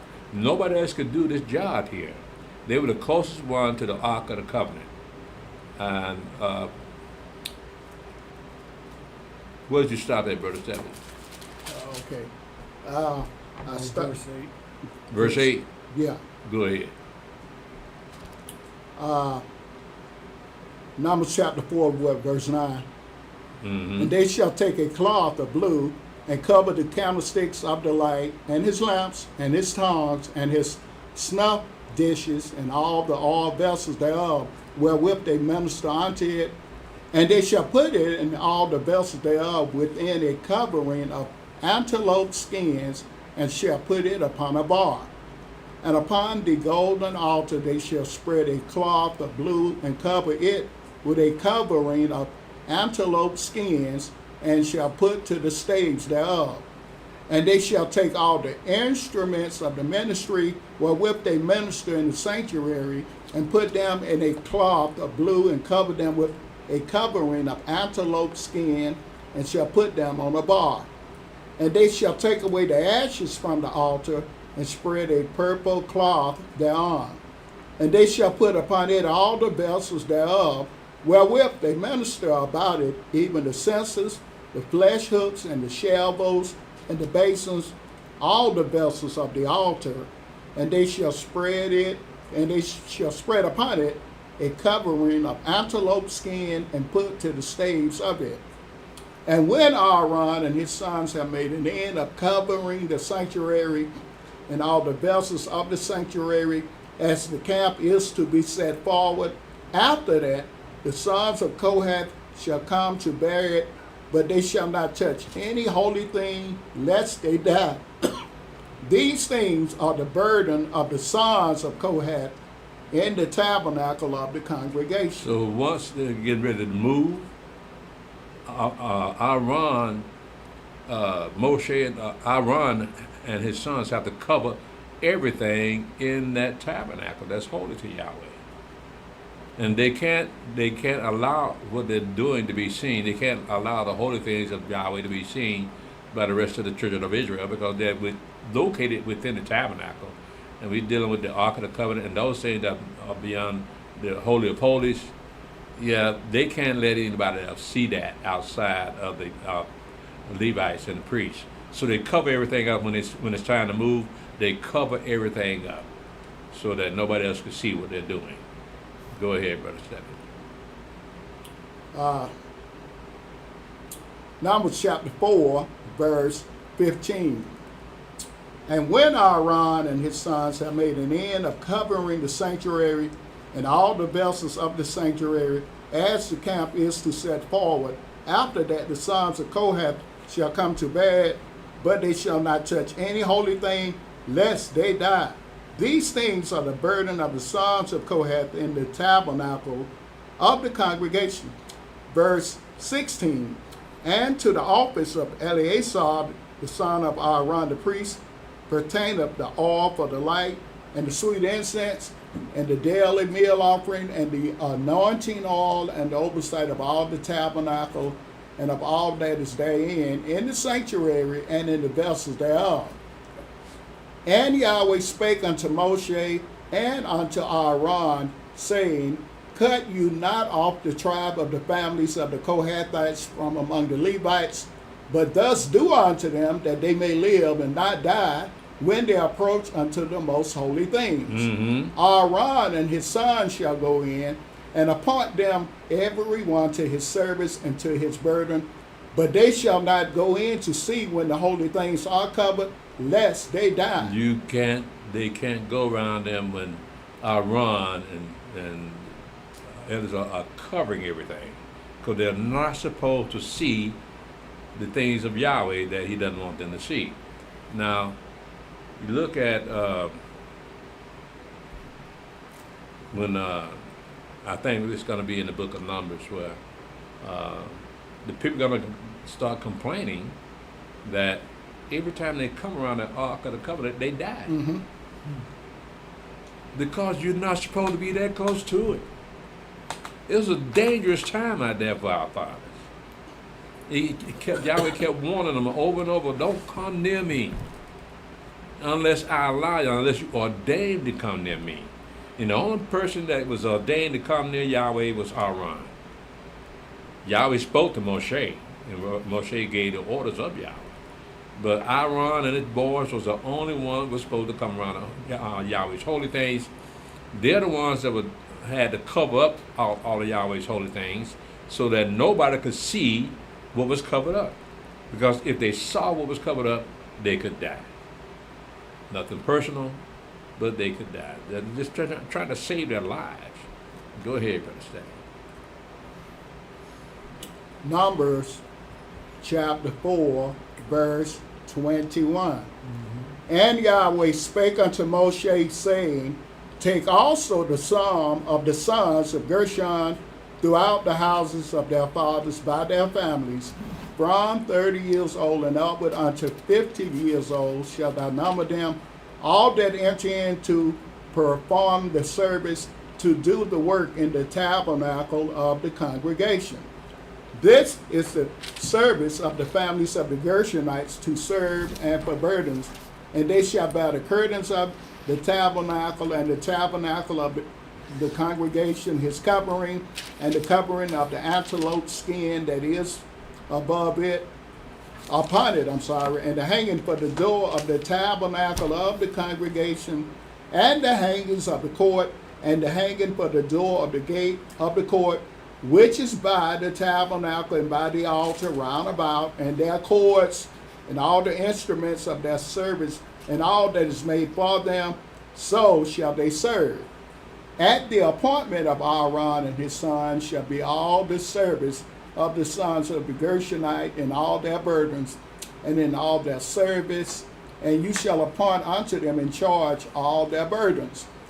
This is the service of the families of the sons of Gershon in the tabernacle of the congregation, and their charge shall be under the hand of Ithamar, the son of Aaron the priest. As for the sons of Merari, thou shalt number them after their families by the house of their fathers, from 30 years old and upward, even unto 50 years old shalt thou number them, everyone that entereth into the service to do the work of the tabernacle of the congregation. And this is the charge of their burden, according to all their service in the tabernacle of the congregation, the boards of the tabernacle, and the bars thereof, and the pillars thereof, and the sockets thereof, and the pillars of the court round about, and their sockets, and their pins, and their cords, with all their instruments, and with all their service. And by name you shall reckon the instruments of the charge of their burden. This is the service of the families of the sons of Merari, according to all their service in the tabernacle of the congregation, under the hand of Ithamar the son of Aaron the priest. And Moshe and Aaron and the chief of the congregation numbered the sons of the Kohathite after their families and after the house of their fathers, from 30 years old and upward, even unto 50 years old, every one that entereth into the service for the work in the tabernacle of the congregation. And those that were numbered of them by their families were 2,750. These were they that were numbered of the families of the Kohathites, all that might do service in the tabernacle of the congregation, which Moshe and Aaron did number according to the commandment of Yahweh by the hand of Moshe. And those that were numbered of the sons of Gershon throughout their families and by the house of their fathers, from 30 years old and upward, even unto 50 years old, every one that entereth into the service for the work in the tabernacle of the congregation, even those that were numbered of them throughout their families by the house of their fathers, were 2,630. These are they that were numbered of the families of the sons of Gershon, of all that might do service in the tabernacle of the congregation, whom Moshe and Aaron did number according to the commandment of Yahweh. And those that were numbered of the families of the sons of Merari throughout their families by the house of their fathers, from 30 years old and upward, even unto 50 years old, every one that entereth into the service for the work in the tabernacle of the congregation, even those that were numbered of them after their families, were 3,200. These be those that were numbered of the families of the sons of Merari, whom Moshe and Aaron numbered according to the word of Yahweh by the hand of Moshe. All those that were numbered of the Levites, whom Moshe and Aaron, the chief of Israel, numbered after their families and after the house of their fathers, from 30 years old and upward, even unto 50 years old, every one that came to do the service of the ministry and the service of the burden in the tabernacle of the congregation. Even those that were numbered of them were 8,540. According to the commandment of Yahweh, they were numbered by the hand of Moshe, every one according to his service and according to his burden. Thus were they numbered of him, as Yahweh commanded Moshe. Now, when you look at the age range, you don't get this age range out of the other tribe. But with the Levites, they could serve in the tabernacle, or serve around the tabernacle from 30 years old until 50 years old. So we're looking at that particular number as a sign of when you are considered an elder, from 50 years old and upward, because again, they don't give an age range with any of the other tribes. They only give an age range of the Levites that they can minister in the tabernacle from 30 years old and up to 50 years old. Now, when David set up the courses, King David set up the courses of the priesthood, he changed it from 30 years old to 20 years old to 50 years old. That would be 50 would be the age range of what we would consider the elders. So if you're 50 years old, then you will be considered an elder of the children of Israel. And it makes sense because that's a high number. And 50 years old, with 40 years old, it's not quite in the elder range. The 50 years old, yeah, that's about a good place to start for an elder. That's really, when you look at it, 45, 50 years old when a man really start learning about life. That is good age. Yeah, I'm looking at Yaakov and Esau. Both of them were 40 years old when they got married. Right. And they married young girls. So they could teach them girls something. Right. And them girls ready to go leave the house anyway. Them girls, they want to stay around their dad all day, the rest of their life. They want to get out of there. You know, the mama didn't like them up in there either. Didn't like them. Right. So again, what we have here is the age range of people getting married in their 40s instead of getting married in their 20s.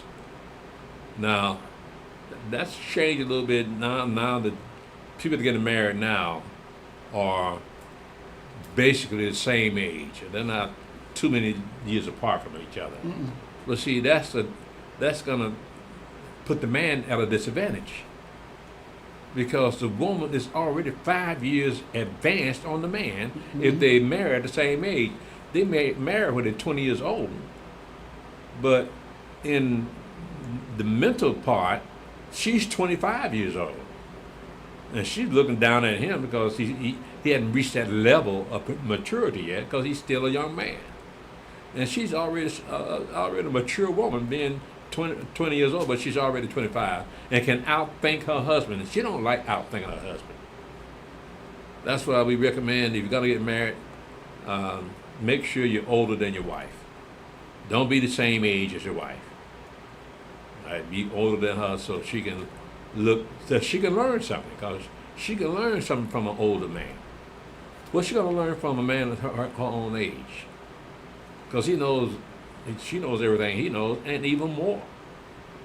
So that's a little elderly advice to any of you people that are considering getting married. You sister marry an older man, and you brothers, you wait till you're much older than then you marry a younger sister. That way you can show her some things that she never even considered, and she'll respect you for it. Let me see here. Oh yeah. Let's do this one here. Let's do chapter 5. Numbers chapter 5, verse 1. And Yahweh spake unto Moshe, saying, Command the children of Israel that they put out of the camp every leper and every one that has an issue, and whosoever is defiled by the dead. Both male and female shall you put out, without the camp shall you put them, that they defile not their camps in the midst whereof I dwell. And the children of Israel did so, and put them out without the camp. As Yahweh spake unto Moshe, so did the children of Israel. And Yahweh spake unto Moshe, saying, Speak unto the children of Israel, when a man or woman shall commit any sin that men commit to do a trespass against Yahweh, and that person be guilty, then they shall confess their sin which they have done, and he shall recompense his trespass with the principal thereof, and add unto it the fifth part thereof, and give it unto him against whom he have trespassed. But if the man have no kinsman to recompense the trespass unto, let the trespass be recompensed unto Yahweh, even to the priest, beside the ram of the atonement, whereby an atonement shall be made for him. And every offering of all the holy things of the children of Israel, which they bring unto the priest, shall be his. And every man's hallowed thing shall be his.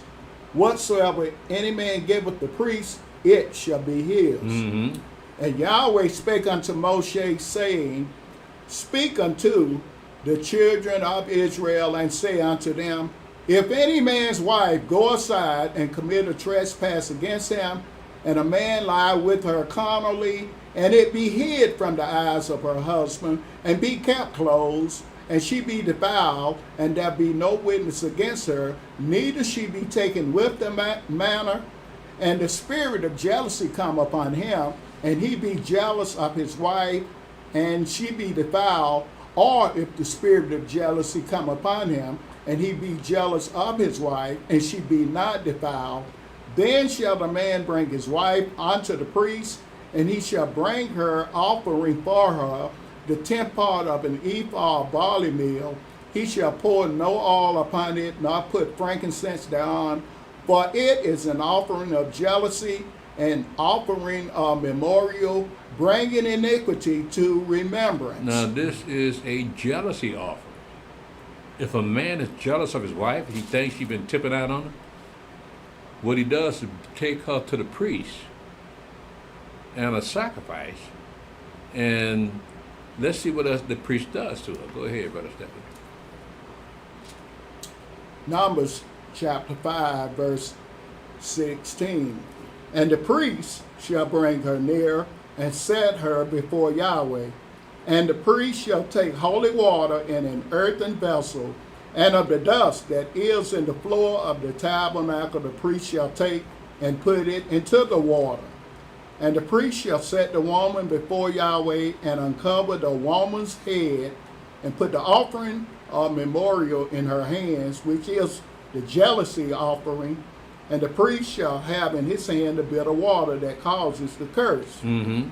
And the priest shall charge her by an oath and say unto the woman, if no man have lain with thee, and if thou hast not gone aside to uncleanness with another instead of thy husband, be thou free from this bitter water that causes the curse. Mm-hmm. But if thou hast gone aside to another instead of thy husband, and if thou be defiled, and some man have lain with thee beside thine husband, then the priest shall charge the woman with an oath of cursing, and the priest shall say unto the woman, Yahweh make thee a curse and an oath among thy people, when Yahweh does make thy thigh to rot, and thy belly to swell.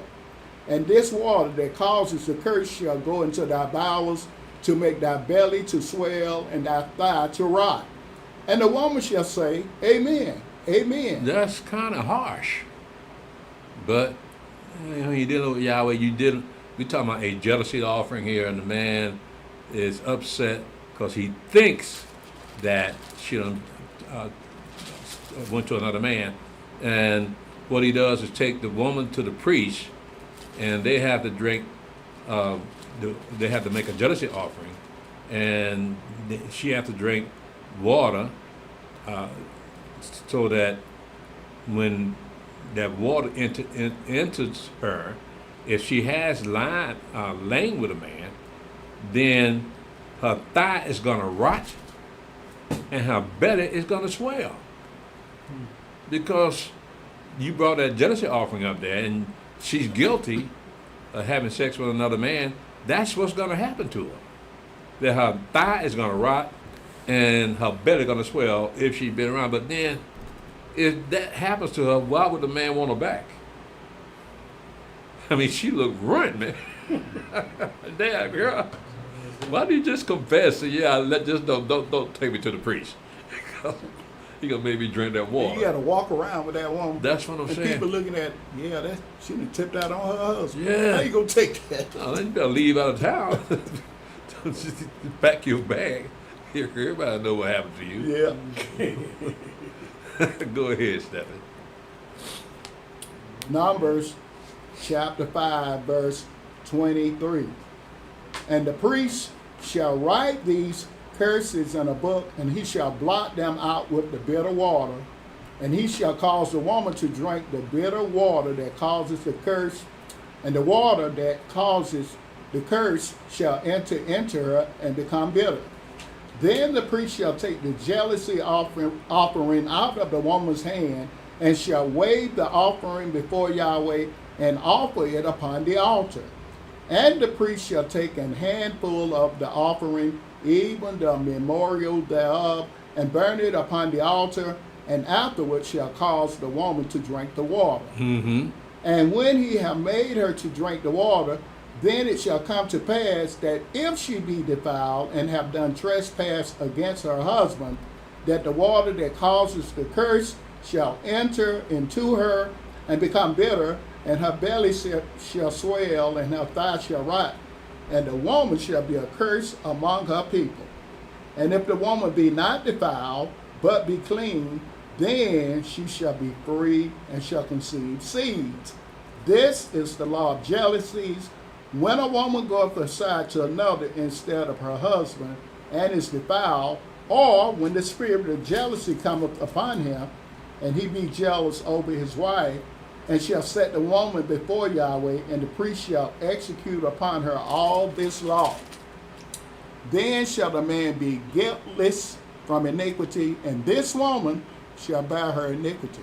Seemed like she could have just pulled her husband to the side and say, look, why don't you just divorce me?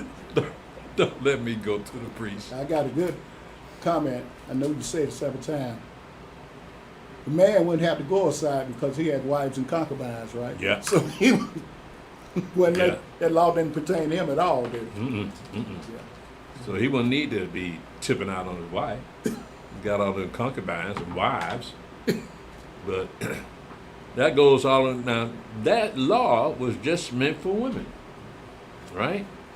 Because it goes all the way back to Eve. Eve talking to the serpent, right? So you can't trust him. So you gotta put the feet to the fire. I'm gonna stop here and open the floor for questions. Does anyone have any questions before we dismiss? But that'd be different if she's been raped, though, right? If a wife was raped, Yeah, if she hasn't tell nobody. they don't have that law in there.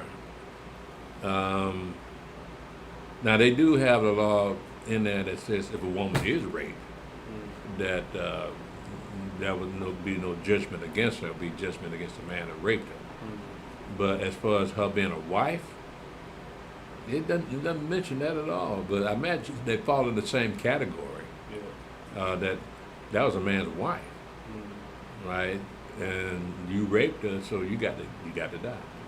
Yeah, if she got raped, she should have told her husband, right? Yeah. Yeah. But if she kept Well, Bathsheba didn't tell Uriah. Yeah. yeah, yeah, something to think about. Yeah. All right, let's see. Here. The spirit of jealousy didn't come upon him neither, did it? Huh? I said the spirit of jealousy didn't come upon him neither, did it? Mm-mm. Man, something to think about. I never thought about it that way. Well, Uriah was a lawyer, man. He was preoccupied. He wouldn't think that his boss was doing that way. Yeah.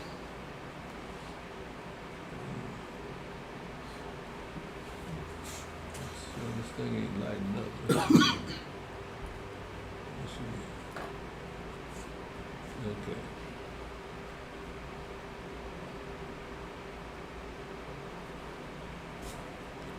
I got Julius Brown on YouTube. Shalom, Brother Julius Brown. Shalom, Mother Leah. Shalom, David Reed. Shalom, Shamayan Israel. Shalom, Morning Crisp. Shalom, Brother Malachi. Shalom, Brother Abraham ben Israel. Shalom, Brother Eliyahu ben Israel. Shalom, Elder Hiram. Shalom, Avisha Judah. Shalom, Elder Tobiah. Shalom, Elder Al-Hadim and Mother Malaka. Shalom, Judah Lion. Shalom, Sister Rachel by Israel. Shalom, Rhodesia Williams. Shalom, Susie Garman. Shalom, Melinda Curry. Shalom, Lorna Redwolf. Shalom, Esher Yasharala. Shalom, Don Don. Shalom, Brother Yosef. Good to see you the other day, man. Shalom, Mickey Anderson. Shalom, Brother Nathan. Shalom, Brother Adrian Davis. Brother Nathan. Shalom, elder brothers and sisters. I have a question about the day of Jubilee when they speak about 49 months. And if I'm not mistaken, each month falls, I guess, on a Sabbath. Do it go up to 50 months? And what is so important about the 49th month? So that the 50th month, if I'm correct about what I'm saying, forgive me if I'm not, elder. Well, let's look at that then. Let's look at the law of Jubilee in Leviticus chapter 25. Look at what it says here. And thou, verse 8, and thou shalt number 7 Sabbath years unto thee, 7 times 7 years, and the space of the 7 Sabbaths of years shall be unto thee 49 years. 49 years, right? Then thou shalt cause the trumpet of the Jubilee to sound on the 10th day of the 7th month, and the day of atonement shall you make the trumpet sound throughout all your land. That will still be in the 49th year. So in the 49th year, on the day of atonement, you blow the trumpet of the Jubilee. In verse 10, and you shall hallow the 50th year, and proclaim liberty throughout all the land unto all the inhabitants thereof. It shall be jubilee unto you, and you shall return every man unto his possession, and you shall return every man unto his family. So anybody that's being a servant to another person, and the jubilee, you got to let him go and send him back to his family. It says in verse 12, it says, for it is the jubilee, it shall be holy unto you. You shall eat the increase thereof out of the field. In the year of this jubilee, you shall return every man unto his possession. So if a man had to sell his possession, you gotta give it back to him. Okay. So that's what the jubilee is about. The 49th year of the jubilee, you blow the trumpet on the day of atonement, and then the next year will be the 50th year. That's when you don't do anything to the land. You return every man to his possession. If he had to sell it in the jubilee, he can buy it back, or you can be given back. So that is the purpose of the jubilee. So you don't be in debt forever. Mm-hmm. Okay. Shalom, Elwin. Shalom, exceptional smells. I have no idea. Brother Nathan, I know that you're working from your platform, and no disrespect to the platform, but the question I have is the cannabis or marijuana herb. My question is it speaks about certain herbs in the Bible, but can we use herb when it says it the way it do? Can we use other herbs outside the ones that are spoken in the Bible? Don't look at me, right? You referring to marijuana, as people call it herb. They didn't mention having marijuana back in them days, so when it says herb, it meant herb, not marijuana. So when we talk about, if we talk about marijuana, we'll say it's they got that killer. So you know what that means. But I don't know. Do they call it herb? I don't know. Sometimes they'll call it nothing. They just know what you want. Mary Jane. Got a bunch of names. On Yeah, got that Wayne Weaver. Oh, Great killer. Shalom, Gregor Rucker. Brother Nathan, you got a bunch of questions. Shalom. As for no disrespect, Elder, I know that the third question, what is the difference of the 12 tribes, and which tribe is the most important, and who's at the east gate? Jubilee. What east gate is he talking about? What against the gates they were set up at.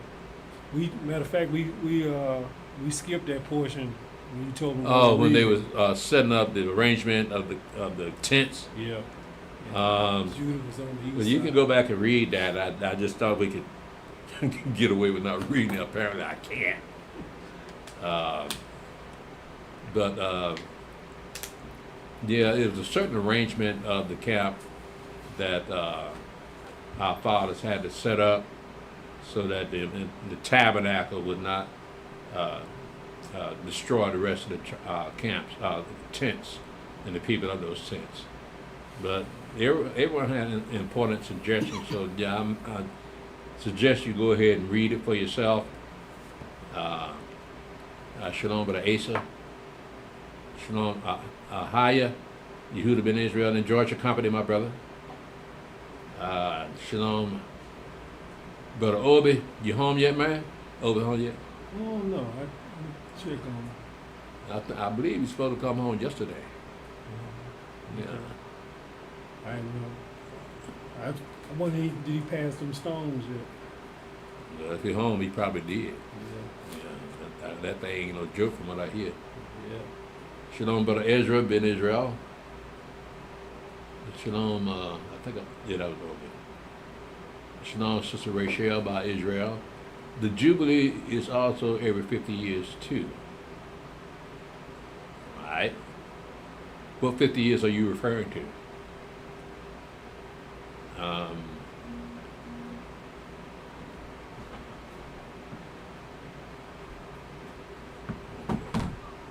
Shalom, Ezra ben Israel. Elder, I'm almost 60, but I don't consider myself an elder because I've been told I still look like I'm in my 30s.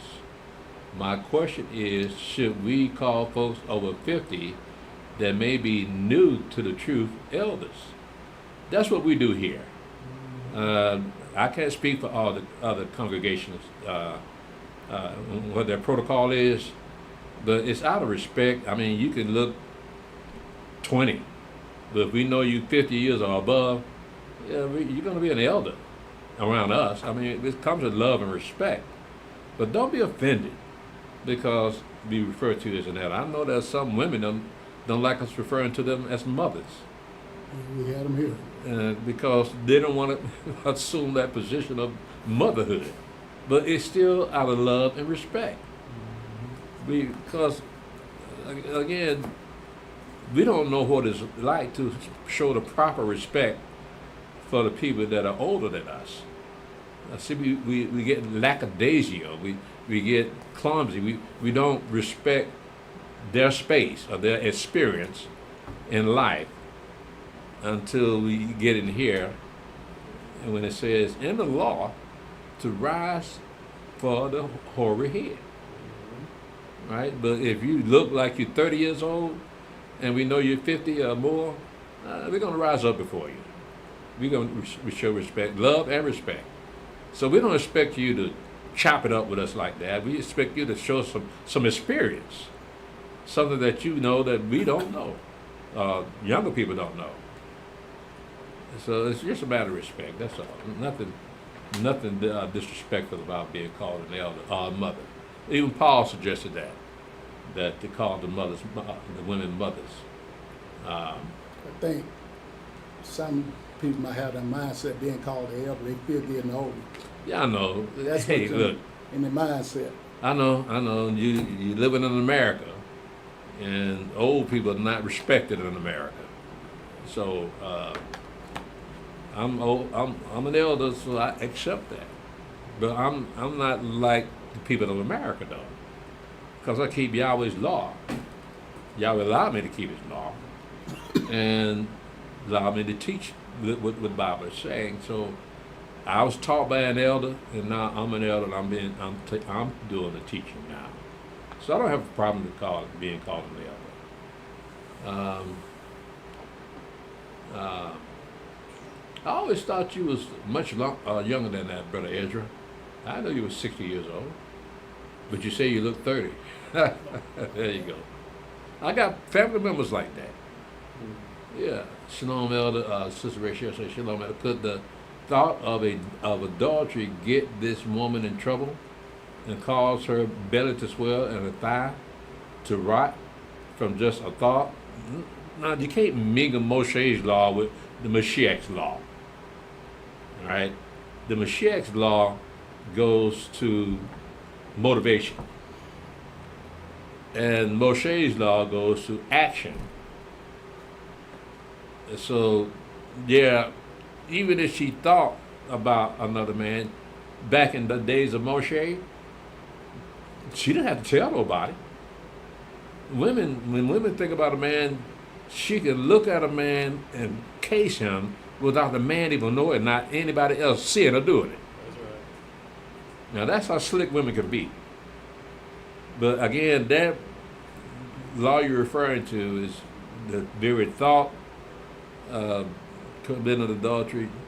That is the Messiah's law, not Moshe's law. All right, so you don't get them mixed up. We don't know. I tried to understand women one time, and I nearly lost my mind. So I'll never do that again.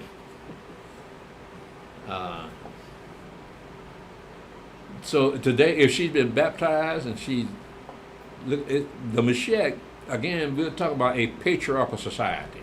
So all the men took responsibility for their own action, and when the Messiah was talking about spiritual fornication of looking upon a person and lusting after her, he was talking to the men. All right, so he wasn't talking to the women, because you should never try to think what a woman thinking. Shalom, Brother Allah Hayam Ben Yasharala, great history class, praise Yah. Shalom, Brother Clarence Marks and Sister Lita. Sorry, also about the Jubilee. Most men got married at age 40 or 50. Yeah, we were talking about Jacob and Esau. Both of them were 40 when they got married. Doesn't tell you how old Abraham was when he got married. Doesn't tell you. Well, I think Esau was 40 years old and had to wait 20 years before Rebecca got pregnant. So he was 60 years old by that time. So we're looking at this particular instance that the men married around 40 years old because women needed a mature man to lead them. Shalom Tamika Williers. Sister Rachel by Israel said, the day of my birth is coming up. We'll be over 63. Well, congratulations. Shalom, Brother Ricky Clover Jr. Shalom, Brother Hodiah. All right. I don't have anything else. Do I have anything else? That's it. Well, I'm going to go ahead and shut it down. Again, thank you, Facebook. Thank you, YouTube. Join us, join the sisters this coming 5th day, which is Thursday, at 8 o'clock p.m. You can join the sisters on Zoom, and then we have a Sabbath service, Yahweh willing, this 7th day, which is Saturday, at 1 o'clock.